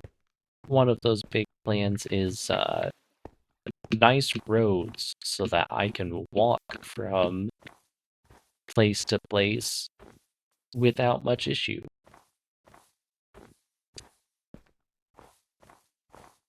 Or I suppose I could go get an elytra, because we do have the end open. I think I've got shulker boxes somewhere.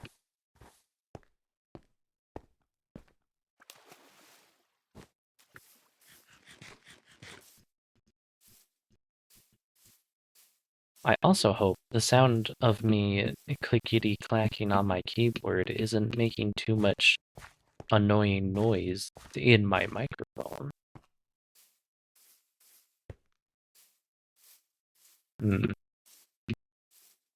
Might have to, like, get some kind of sound dampening thing, because I think it's the vibrations. Oh, you can't hear the clickety-clacks? I can see... That's me pressing the spacebar. I can see it going up on my microphone.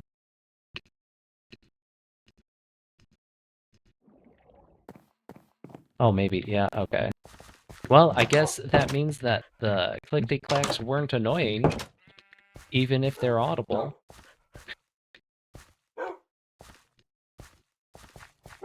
Yeah, I think it's because it's not picking up the clicking sound. I think what it's doing is the vibrations are going through my desk and through the microphone stand. Or maybe it has to do with the fact that the microphone cord is sitting directly on the desk. No, that didn't fix it. Okay. Well, it's not that big of a deal. It's just, it bothers me to see the bar go up when I'm not talking. Yeah. Okay.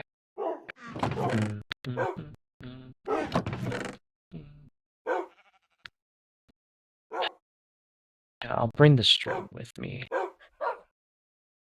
because Dr. Hammond's gonna need it to cover up the top of the thing. Oh yeah. Where's my shears?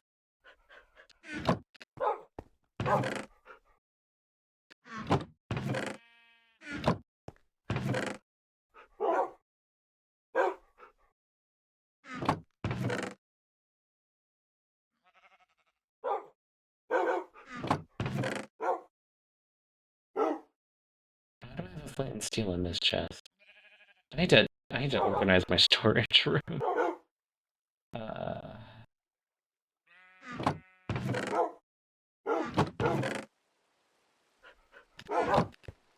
a pair of shears.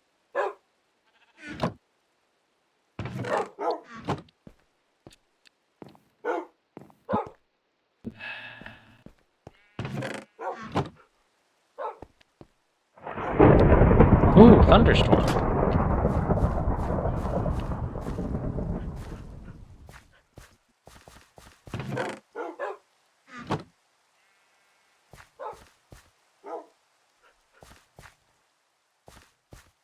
Wait, that's not supposed to be purple. Do I have a weird missing texture issue? Is it my shader pack? No, it's not my shader pack. Huh. So there's something going on with the lanterns connecting to chains where there's a missing texture going on.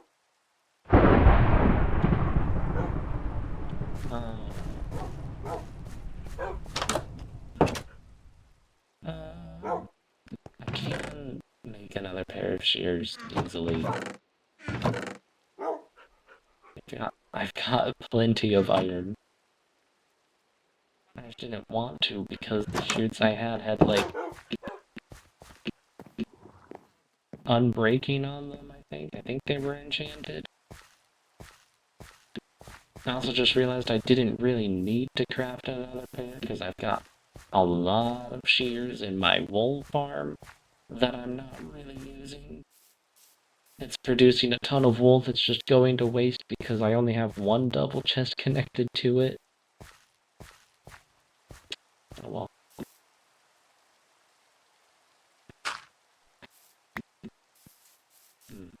That must have been before I turned off anti-Enderman Brave.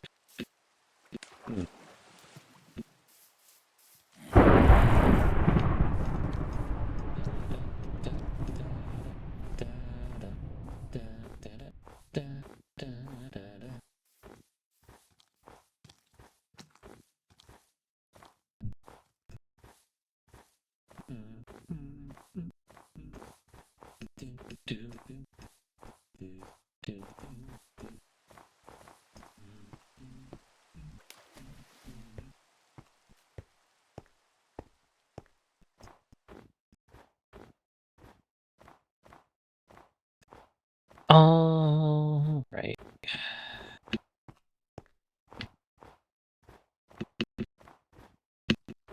No. Not the baby.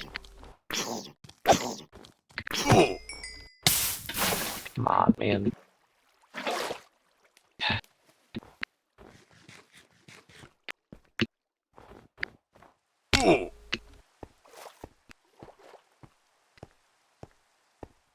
Okay.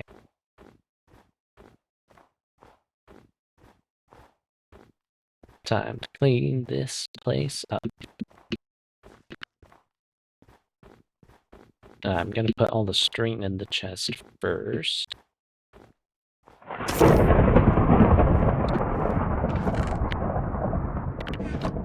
And take the stone out of the chest. And just ignore that zombie.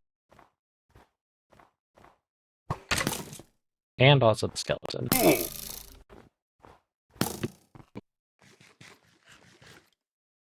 think the skeleton's about to come up here. Oh, skeleton gave up. Nice. Okay. Let's go up to the top.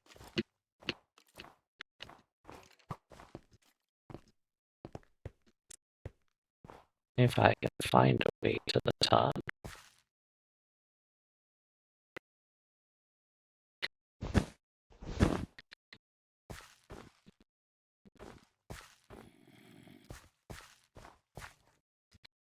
You know what? I have decided this is going to be my way to go up.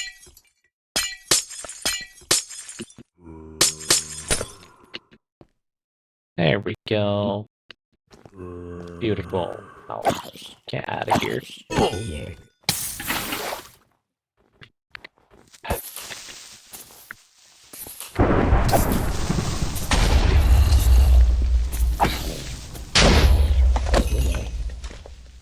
Okay. Da, da, da, da, da.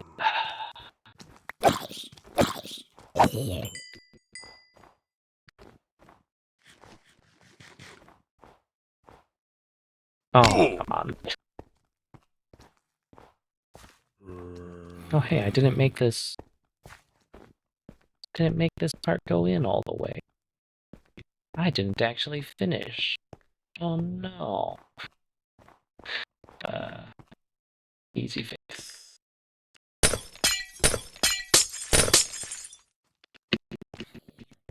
Actually, before I go and do that.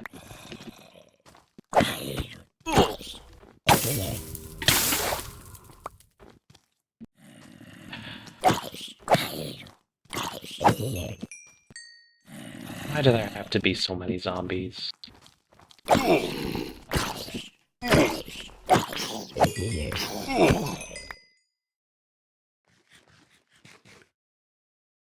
Thought I heard another one. Oh, it's a little ways away. Okay.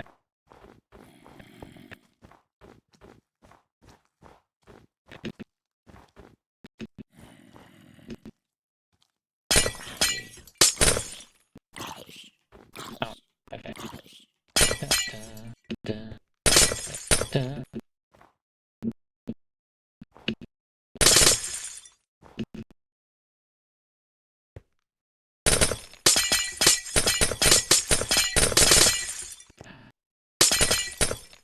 Yeah.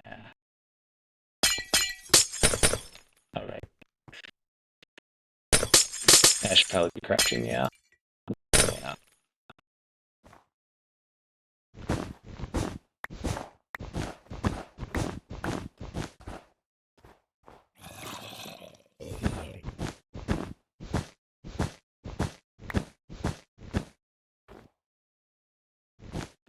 Okay.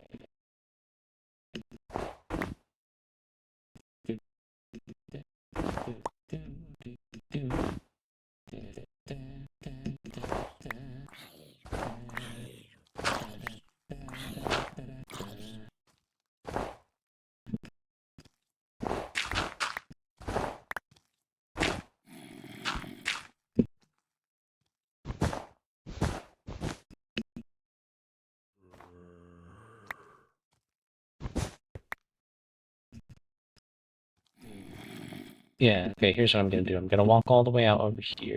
No, this is the way I get back. Okay. So I'm gonna leave this wool here and remove the rest of this place. Starting from this end. Okay.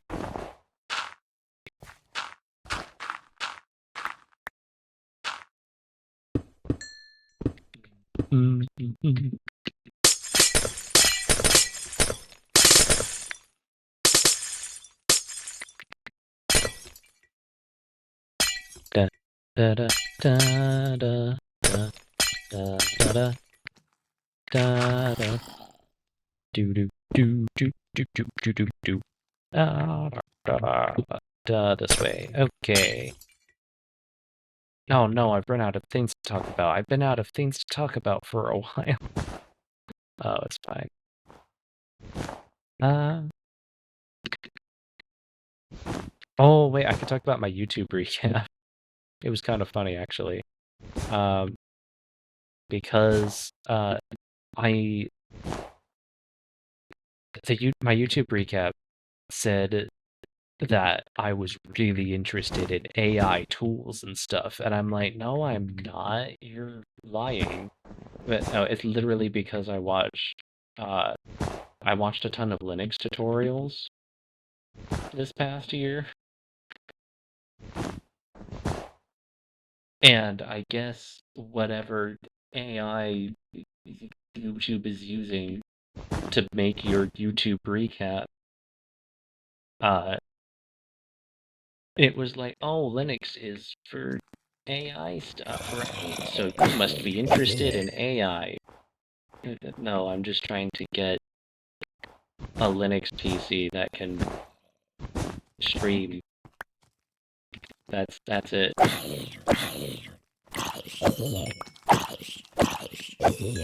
Um, and then it was also, oh yeah, and then for the music section, I think I shared it. I don't remember where all I shared it. My top 5 most listened to tracks on YouTube Music were a song from the Unbeatable soundtrack, a song from the Unbeatable soundtrack, a song from the Unbeatable soundtrack, just a little shrimp, and then a song from the Unbeatable soundtrack. Uh, oh, I didn't finish doing this part.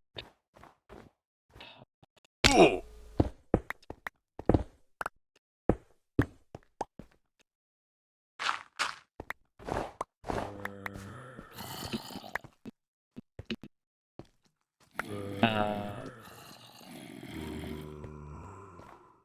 oh yeah, so just a little shrimp. I don't know if that's the actual name of the song, but I know the name of the video is Shrimp Miku. And I know the only reason it's in that list is because there was like 1 or 2 days I was feeling like depressed, and I just played that song on loop for like 4 hours. And because it's only like a 2-minute song, that's a lot of views. So,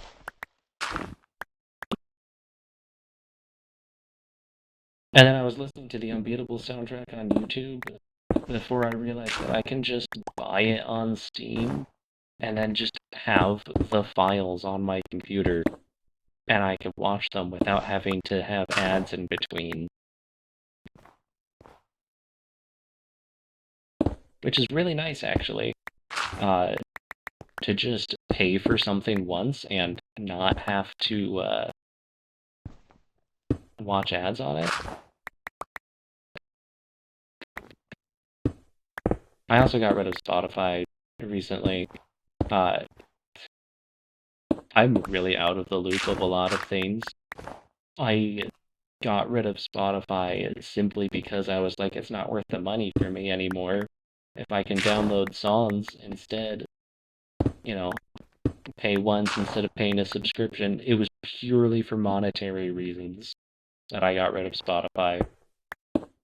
And then I learned that there were, other good reasons to get rid of Spotify as well. And I was like, oh, nice. I made a good decision. I don't really need my action instead of my heart.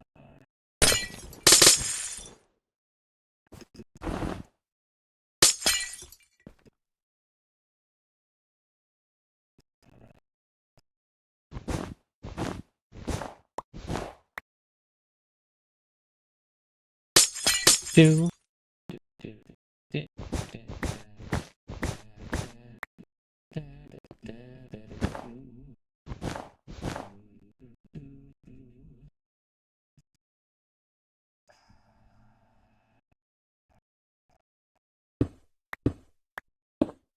So yeah, I stopped paying for YouTube Premium a while ago. I stopped paying for Spotify recently. I'm still going to keep my Dropout subscription because that's definitely worth it. And also, it's not that much money. Let me see here. I never had Netflix or Disney Plus, so don't really need to cut those ones out.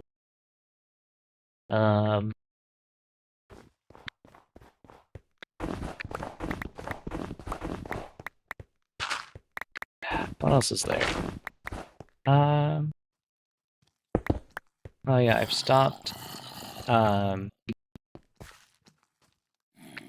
ordering through DoorDash as often. I'm trying to home cook meals more often, which is more work, but also it's cheaper, and also it tastes better a lot of the time if I do it right.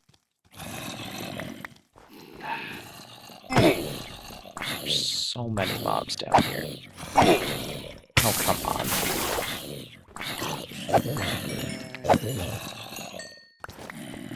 Gonna, that in my audio.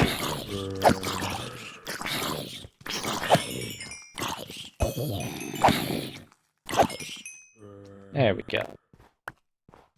To prepare my shovel while I fight all of these zombies.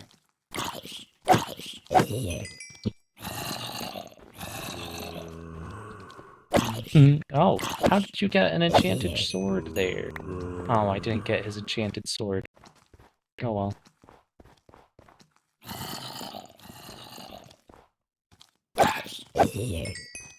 Anyway, what am I doing? I'm removing stuff. Okay.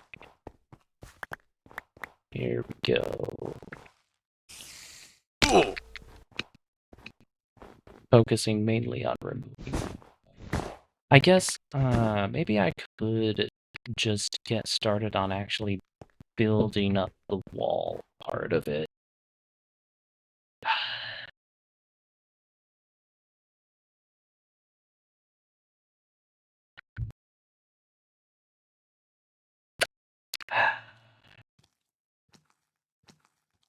I don't think I actually have any,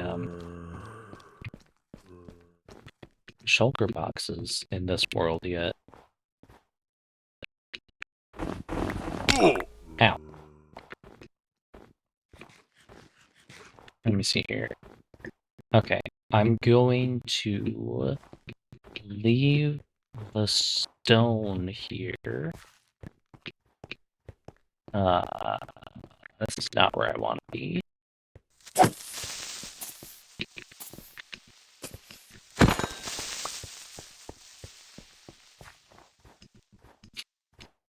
Oh, excuse me. Here we go.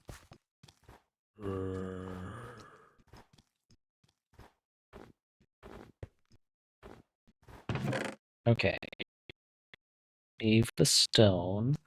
And I guess that one piece of coal. Come on.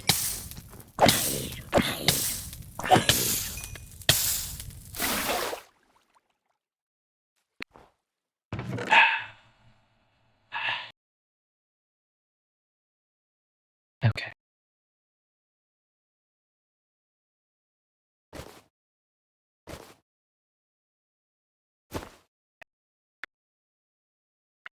Take get as much snow as I can. There we go. Okay. Gonna leave cobblestone here. Alright. My plan is I'm gonna set up some furnaces. Start smelting up a bunch of cobblestone. I suppose I could also smelt cobblestone at my place, but I also don't want to carry it all back. Da, da, do, do. Burn, burn, burn, burn.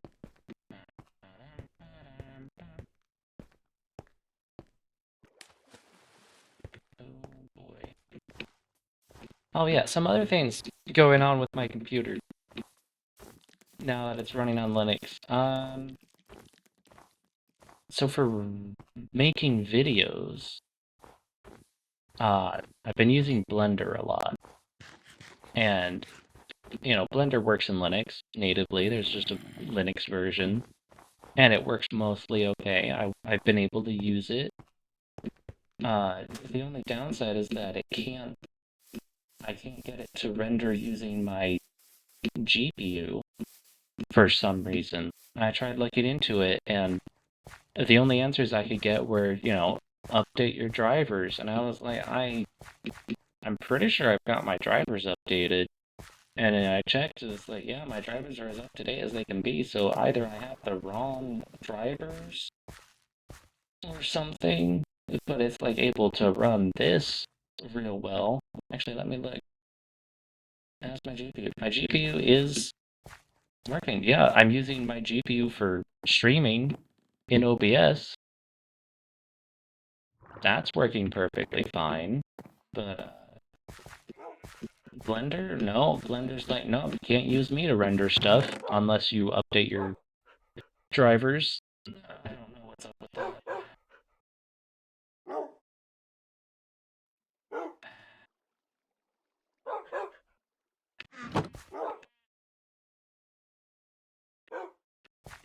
Okay. Da, da, da, da, da, da, da. Oh, look, I've got plenty of stone in here. Probably don't even need to set up a stone smelting farm. Okay.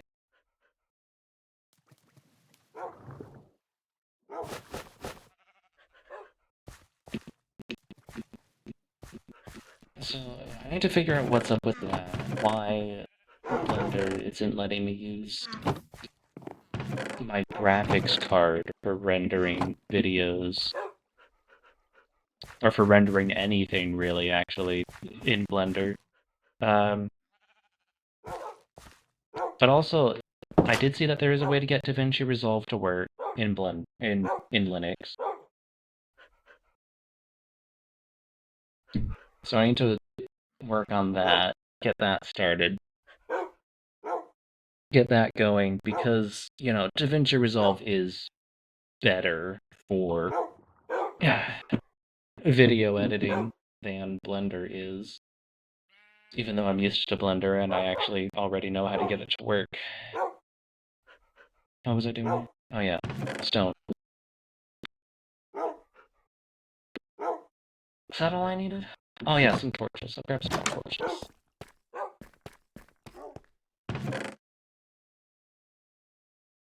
There we go. Yeah,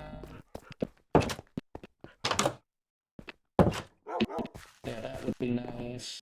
I don't know if there are any capture cards that would work in the. I'm nervous about it because my Elgato capture card here doesn't work in Linux unless I do a ton of shenanigans. Right. The funny thing about Linux is anything can work in it if you're smart enough. At least that's how it feels. Anything can work if you know how to make it work.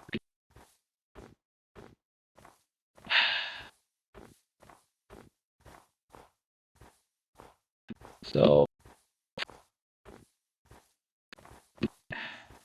yeah. I'll get something figured out. Maybe I can use my older capture card and it'll be good enough. Maybe. I don't know. But also I'm starting to think maybe I don't even need to be playing a game on my laptop while I stream on my PC, because my PC is handling this really well. Uh,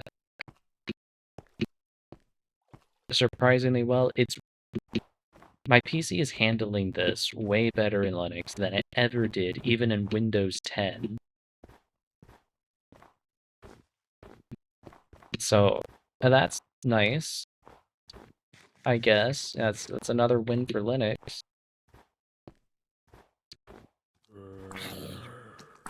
Okay. Dun, dun, dun. Through time, all things are possible. Yes. I can do all things through spite that gives me strength. Okay. I need to start somewhere where I will clearly be able to remember where I started.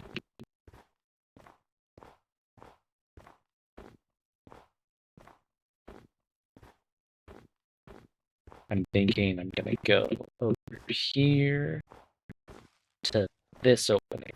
Okay. So now that I've dug out most of it. I'm gonna start building up what's actually going to be the outside part of it.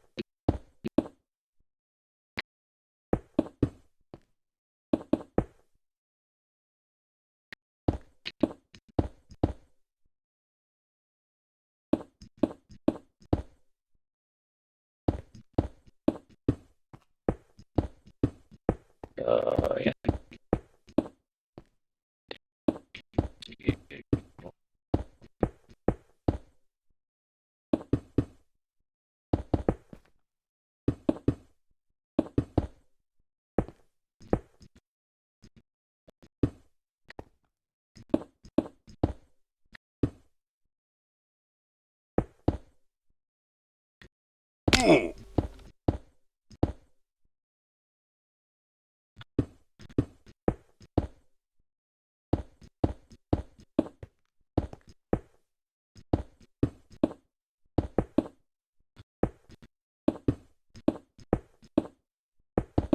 Do, do.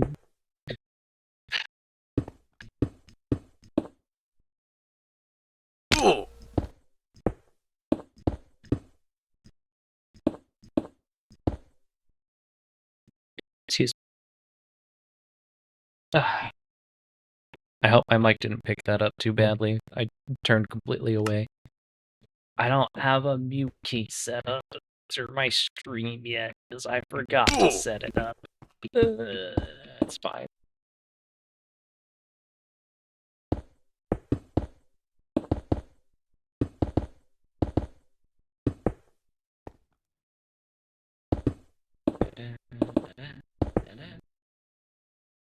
Okay. Okay.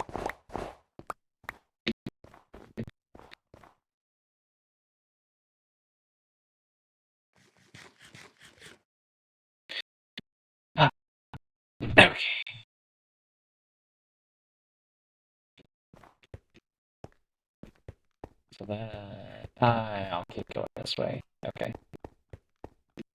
I'm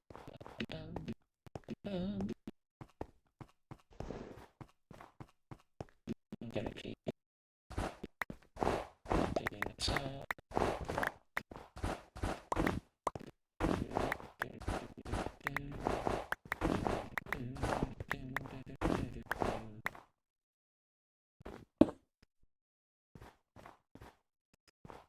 Actually, here we go. Okay, this is the correct level. I'm building it up so that it's too high, or 2 blocks below the top.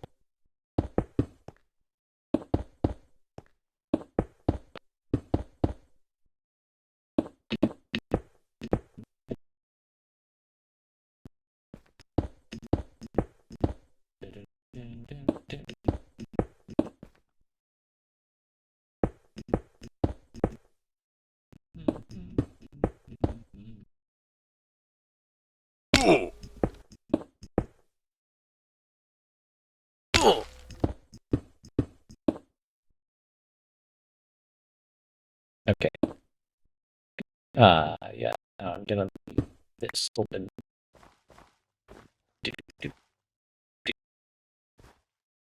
Okay.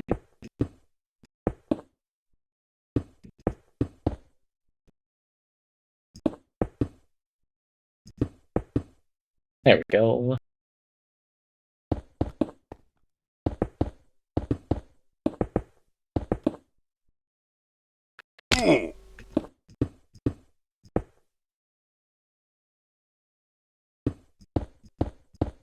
Okay.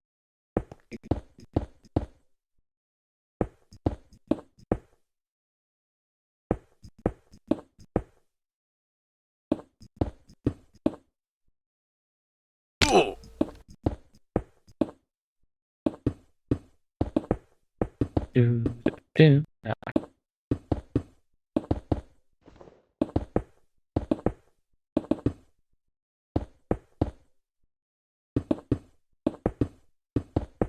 Oh yeah, some other things that I've done recently. I have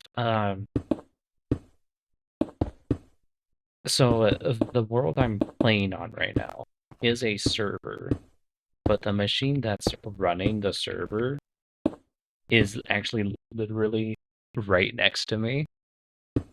Uh, I'm self-hosting this server because I can, and also I can let my siblings connect to it because, you know, my siblings already know what my global IP address is.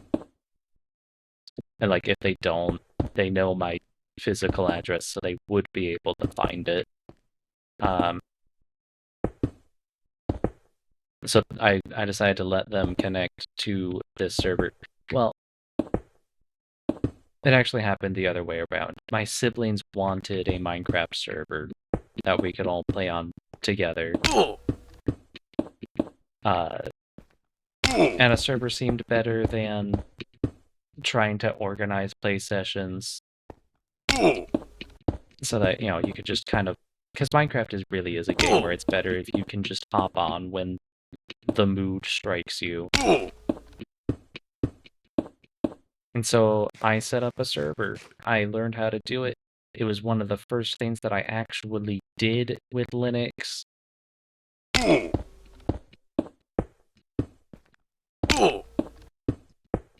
And yeah, it's really nice. I also have sitting next to me a different machine that's running as a network attached storage that I still haven't quite figured out how to unlock the full potential of. But it's there. I can upload and download documents from it. So it's already better than a Google Drive. So I also canceled my Google Drive subscription.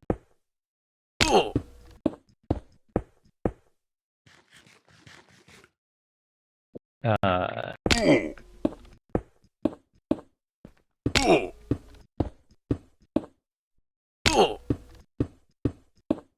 and uh, that was cool. I kind of wish I was able to do more with this NAS, but it's really nice actually. What else did I want to get working? Oh, I've got an old Chromebook. It was literally the first thing I ever did anything in Linux with because Google stopped supporting Chrome OS. They stopped releasing security updates for it. And so I was like, I'm literally never going to use this Chromebook again, I guess. Unless there's a way to install Linux on it. So I literally just Googled install Linux on Chromebook, and I found a tutorial for how to hack into your Chromebook. Uh, and it's very dangerous, very risky. Like, you have to, what was it? You have to, replace the whole, UEFI, I think? I think that's what it was. So it was replacing, essentially, the BIOS on it. And if something goes wrong during that process, uh, you will brick your Chromebook. It will be no longer capable of doing anything. You won't even be able to go back into it to, repair the damaged programs because what you were replacing is the BIOS itself. So you can power it on, but it's not going to do anything if it goes wrong. Thankfully, everything went right for me. But also, this Chromebook is not very powerful. I think I have Arch Linux on it now because I wanted to test installing Arch Linux onto it before doing it on my big, expensive computer.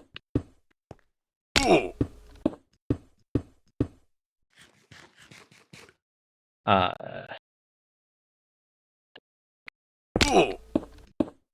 And, it could be better. I need to do more with, like, the config files of everything, because I also installed, instead of giving it a desktop environment, I decided to give it a window manager, which is really nice when you have one screen, but also I've only ever worked in desktop environments, so the thing about window managers is they're supposed to like increase your productivity, make it better. Oh, ads are starting.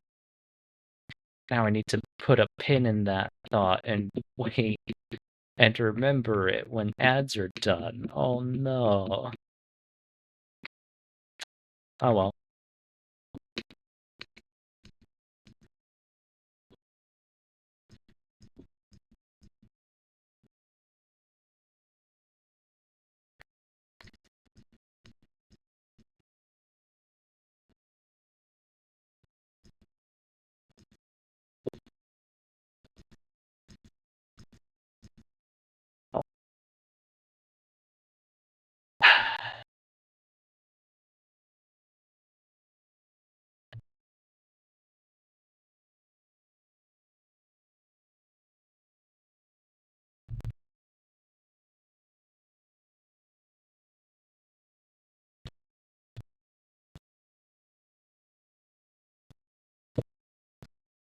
Bam, bam, bam. Is this an enchanted bell? No, of course it's not.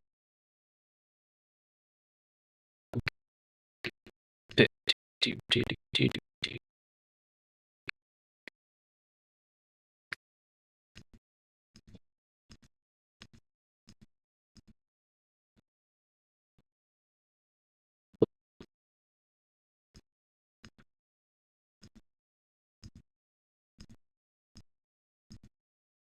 No, there we go.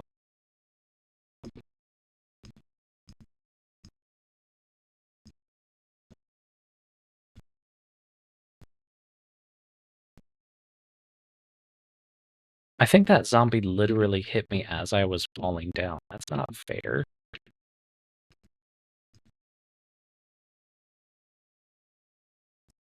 Okay.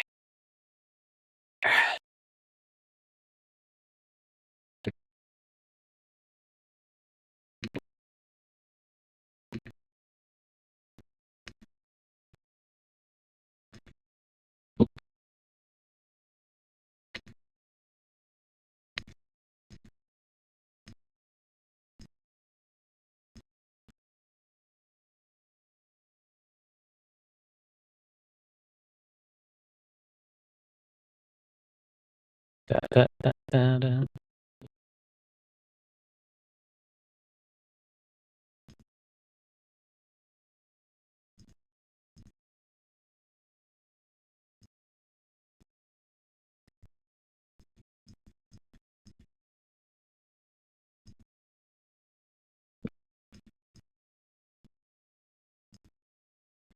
Yay, ads are done. Okay. So what was I saying? Oh yeah, window managers are meant to like increase productivity because you're supposed to be able to it's really nice on like a laptop sort of thing because you have like only one screen and a keyboard and you don't really want to be using mouse controls for many things because touchpads just aren't great. So the point of a window manager is that you can control everything using just the keyboard, and you have keyboard shortcuts for literally everything.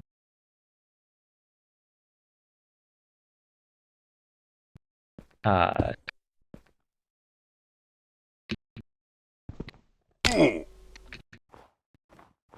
guess I'm leaving this as a whole here. Sure. Okay. Um, So you have keyboard shortcuts for literally everything, hotkeys for all this stuff. Uh, Funny thing about trying to get it set up on my Chromebook is that the default hotkey for everything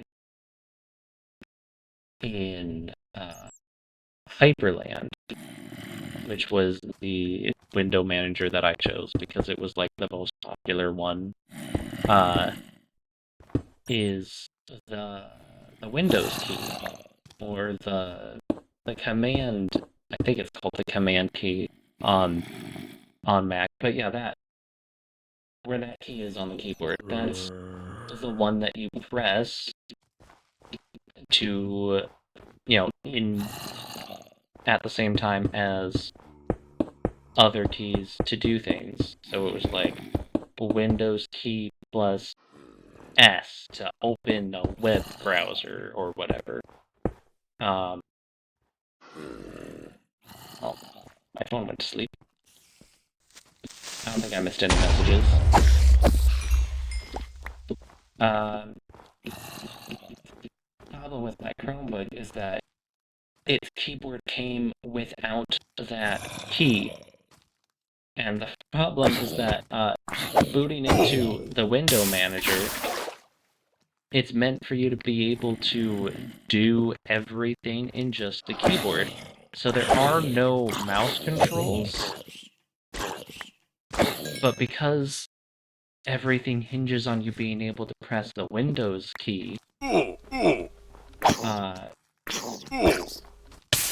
there was no way for me to even get into the config files to change that to a different key. And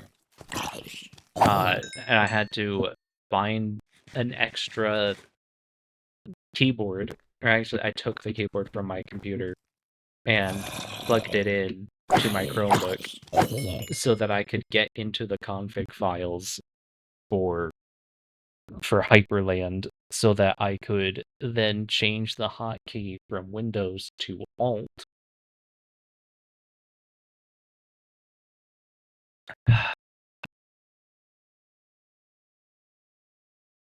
And then that caused some problems later on because there are some keybinds that expect you to do Windows Alt and something else, and I just gave up at that point.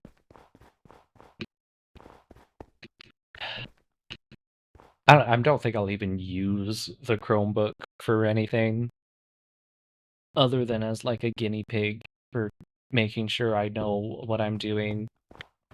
So maybe when I try, like, I don't know, like it's not even that useful because the thing I might want to use it for the most would be like Elgato, um, whatchamacallits, the drivers, Elgato drivers, but I won't even know if they work because I can't plug in any Elgato hardware to it to see if it works. Because the Elgato hardware that I want to use is PCIe, I think, is the word for it, because it plugs directly into my motherboard, and then it's got, input and output ports on the back. Anyway.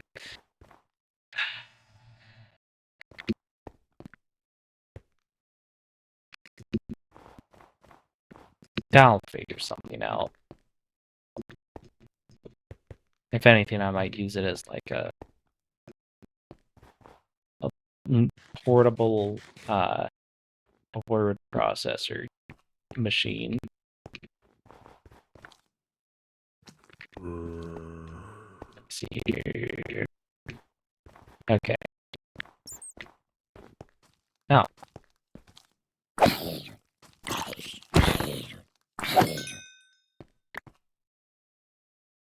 Yeah. Anyway. Oh. I fell.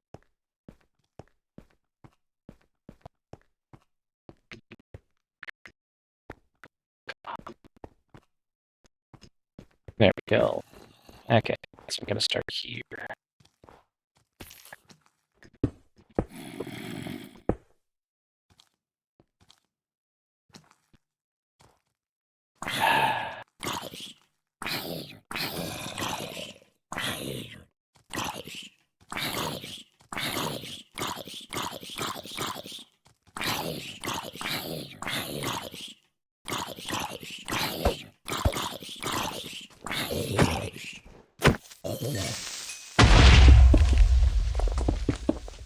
There we go.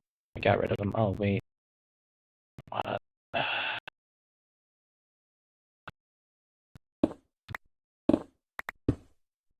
There we go. Okay.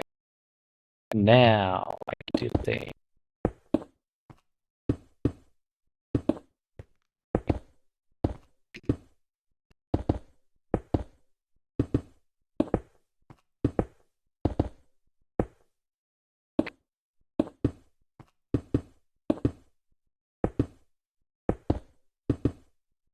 Okay.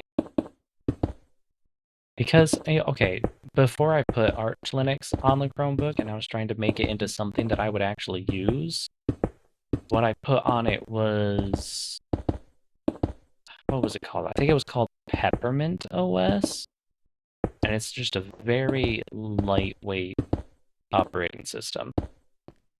Because the problem with trying to get the Chromebook to do anything is that it has very limited storage space, and also it has, I think it has an ARM chip in it, which is just, you know,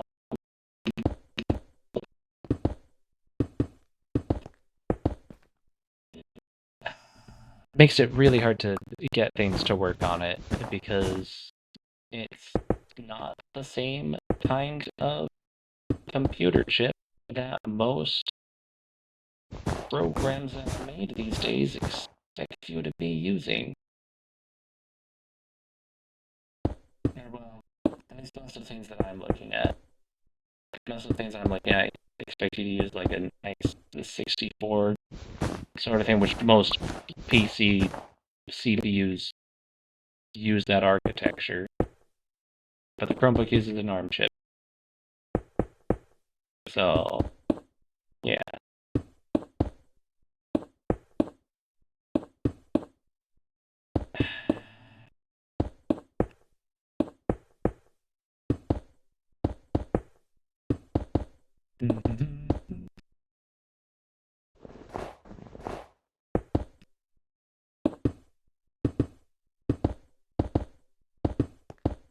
Nice. Okay. Still got plenty of stone.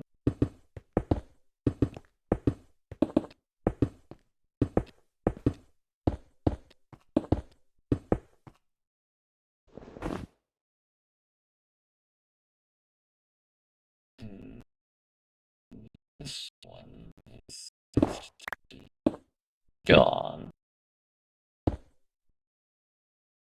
That means this one is also supposed to be gone.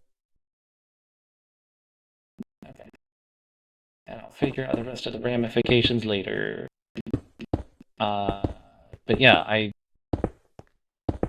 had a lot of difficulties getting anything to run on the Chromebook to be useful in any way, shape, or form because I needed something lightweight, both in terms of space that the operating system itself occupies. Because if the operating system takes up too much space, then I don't have any space to do anything in it. Which, like, at first I tried, like, Linux Mint. Linux Mint is really nice. But, it just took up too much space. Which is unfortunate. And then, I don't remember what other ones I tried. I tried some weird ones that were, like, not at all what I wanted. But Peppermint OS seemed to be pretty good, and I might put that one on it again because I'm not getting much use out of it right now with it running Arch Linux with a window manager. It's like my brain doesn't work in the way I need my brain to work in to be able to use a window manager. And also the hotkeys are not working properly. because of the way the keyboard is. Yeah, I mean, especially if I'm gonna be traveling more often, which I might do because of how fun it is to go out and see the world.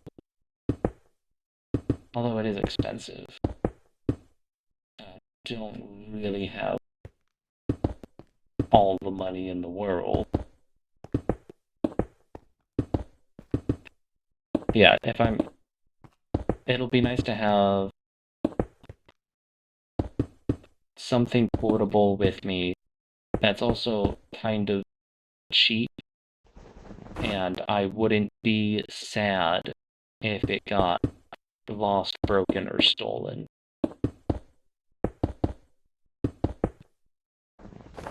Because I don't want to bring my laptop with me traveling, as that laptop cost me, I think, $1,000. And also, it's very useful. I can use it as a backup stream machine. I used to stream from that laptop, actually, before I got this computer a year ago. And that laptop is perfectly capable of, like, running games and stuff. It is a very powerful machine. I would be very sad if that laptop got lost, stolen, or broken.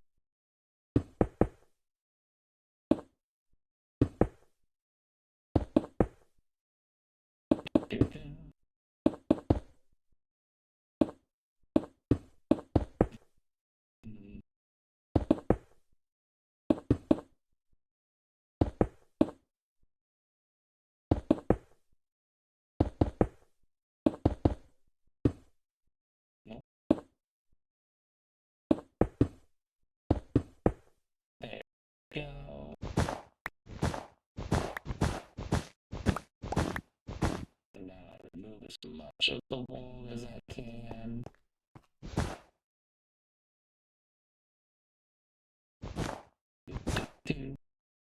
Alright. Yeah, let's just do a speed. Ah, yes. This is within reach.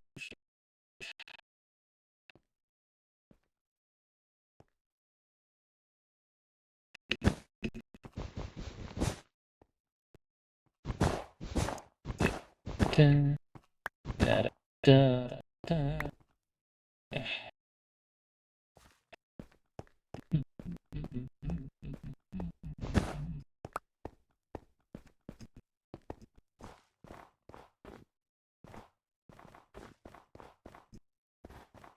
It's fine. Okay. So what I'm gonna do now, start preparing the next layer up. That'll be 2 more blocks up. Okay.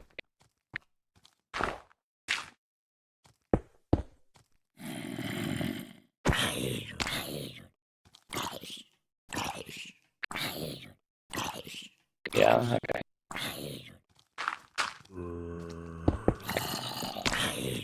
Excuse me.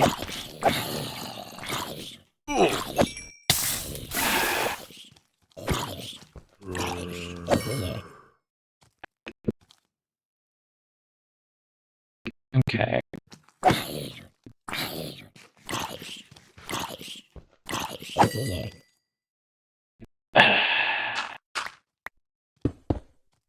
So what I'm doing now is I'm just replacing all the visible blocks here that aren't stone with stone.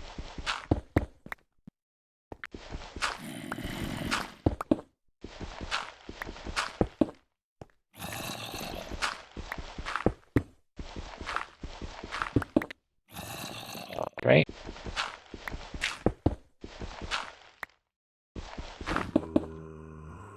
Oh, this is my last stack of stone. Okay. I'm gonna need more. Da da da da da da da da da da da da da da do do do do do do do do do do.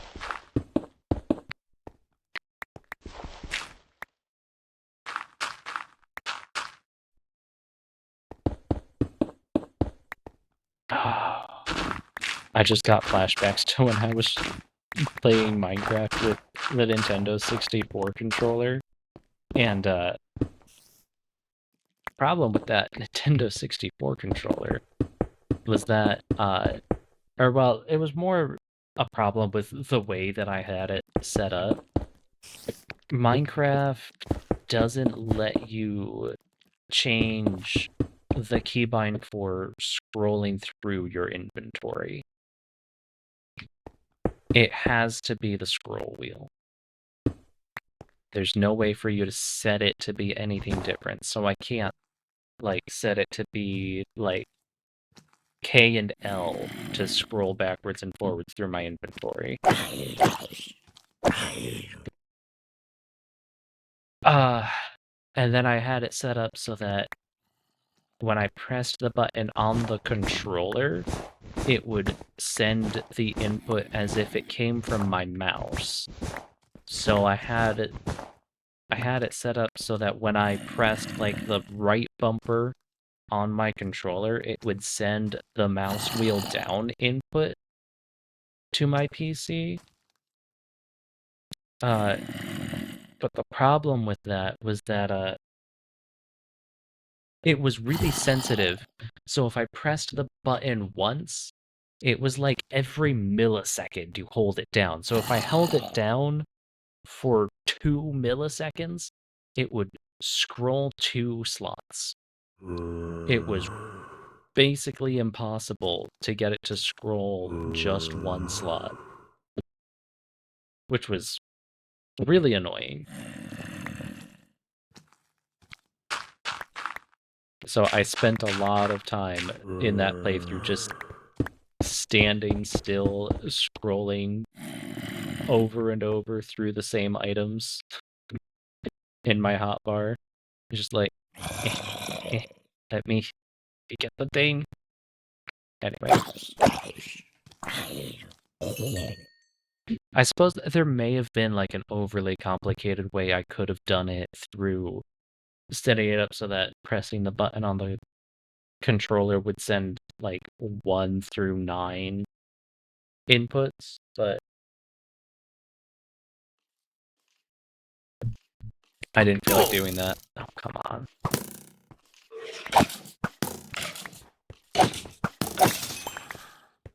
Okay, I had to get more stone. Just got shot by an arrow of slowness as I'm about to start running home. Yeah. Do do do do do do do do do do do do.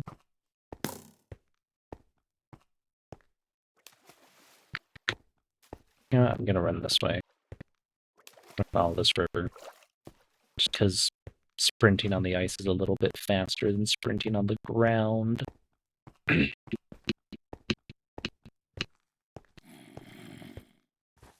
we go.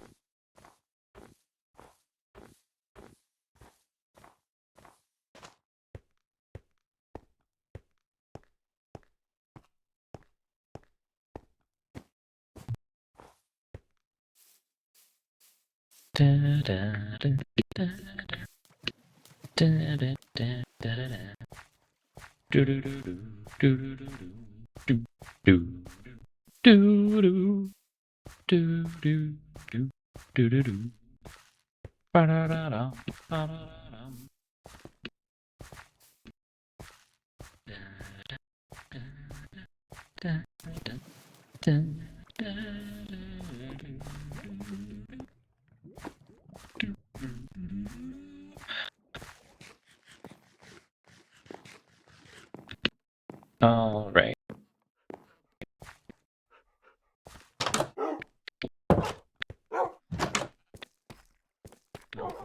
Why am I even going down here? I'm just throwing away the yellow wool and the red wool, and I can throw away the dirt too.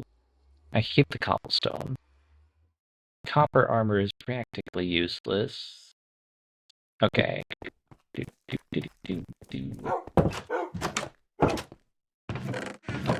Okay. Go. I want to leave the string over there so that Dr. Hemmon can use it.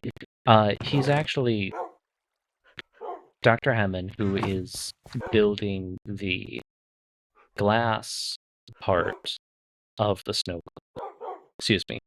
Has an elytra and firework rockets and everything, so he's able to get up there. Whereas I am not able to get up there currently. Unless I go and get myself an elytra, but that sounds like work. Oh boy. Maybe I should have been keeping all of the cobblestone that I was gathering. Hmm. Can you smelt mossy cobblestone? No, you can't. Okay.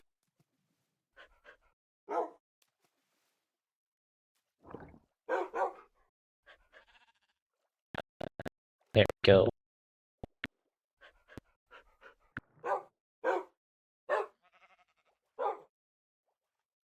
Now, can I... Stone? No, no. That's not a stone cutter. How do you craft a stone cutter again? Oh, I have caps lock on. Ah, stone and iron. Okay, I can do that.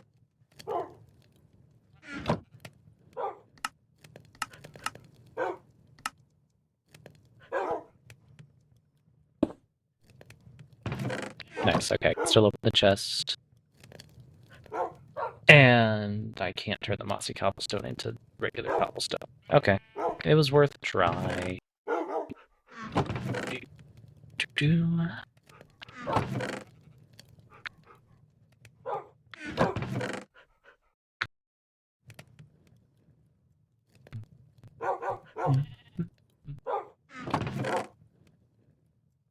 Okay. Da, da, da, da, da, da, da. All right.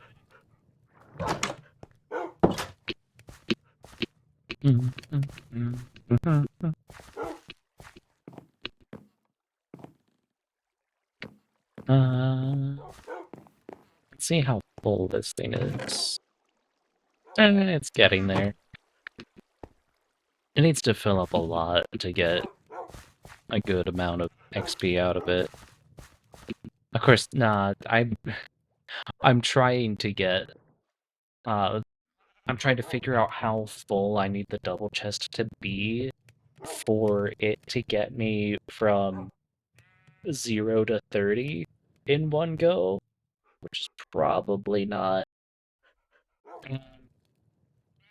It's gonna take a while, because it's not the fastest way of gaining XP. It's just nice that it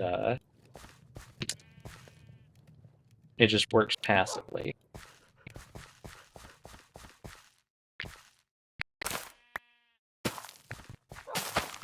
Diddle, diddle, diddle, diddle. Potato, potato, potato, potato, potato, potato, potato, potato. Potato, potato, potato, potato, potato, potato, potato, potato. I don't know if I shared that song anywhere. Oh. Oh no, I definitely did. Hold up. Probably. Oh, it's not there. Did I put it in the memes channel then? I put it in the memes channel instead.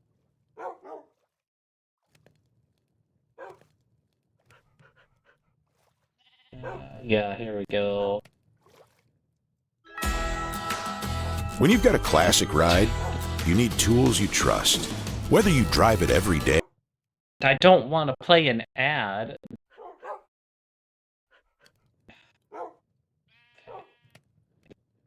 There we go. Oh, it's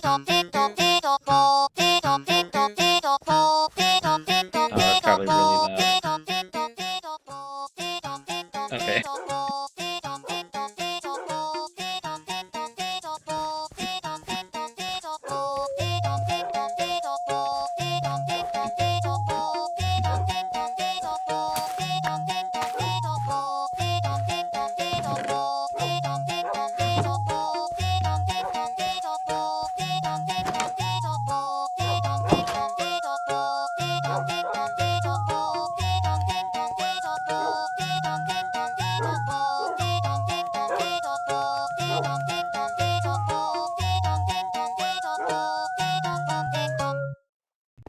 Just interval.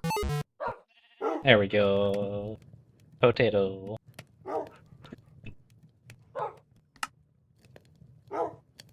Oh, right, we're close to done smelting all this stone into stone. I have blast furnace? No. Can't smoke it. Point of even having these then, if they don't work on smelting cobblestone.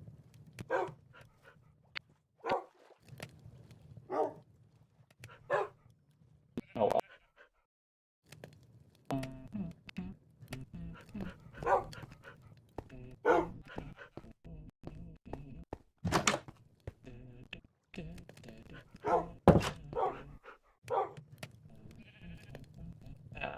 Gotta wait for the shovel. Yeah, I just have to put it in my hands so that they both get repaired.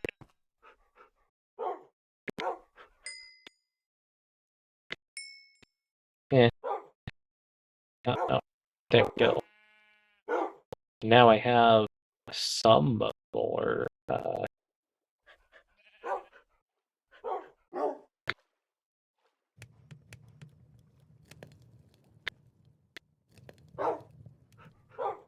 Some more stone. This is nowhere near enough stone. Okay. Music jump scare. Yeah, I'm sorry. I forgot that I had the volume up so loud. I'm starting to lose my mind, which is usually an indication that it's time for me to end stream. And I'm also out of resources for my current project. I don't have enough stone. I don't have anywhere near enough stone for this. So, I'm going to end stream there. I'm going to probably just collect a bunch of stone off stream if I have time.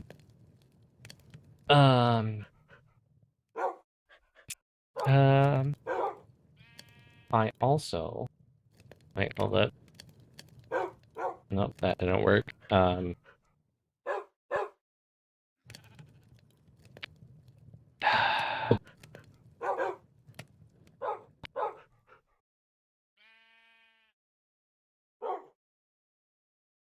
on. Fine, here we go. I'm manually changing scenes. Okay. I also don't have commands for, I have commands for things. I don't have my raid message anymore. Okay, Kitsune, I'm gonna give you the power of deciding what our raid message is gonna be while I find out who we're gonna be raiding. Oh, Clover's streaming. Playing Animal Crossing. Yeah. Thank you for watching. I do appreciate it. Okay. Da, da, da. Da, da, da, da, da, da. Okay, this was fun. I had a great time. Rocky Raiders raiding with rocks, that works. I love it. In fact, I might just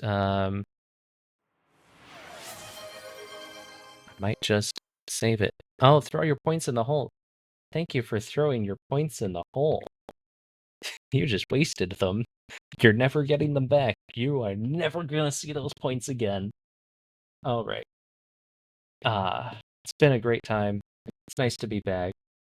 I am looking forward to ooh, okay. Problem. Follower emotes won't work uh in any channel other than mine unless you're subscribed. So unfortunately we're gonna have to do the one without the emotes. But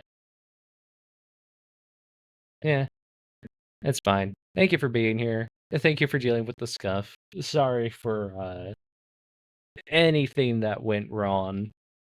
There were quite a few of those. Anyway, bye. Oh shoot, I forgot that I don't. Ah, I need to. Uh, uh, uh,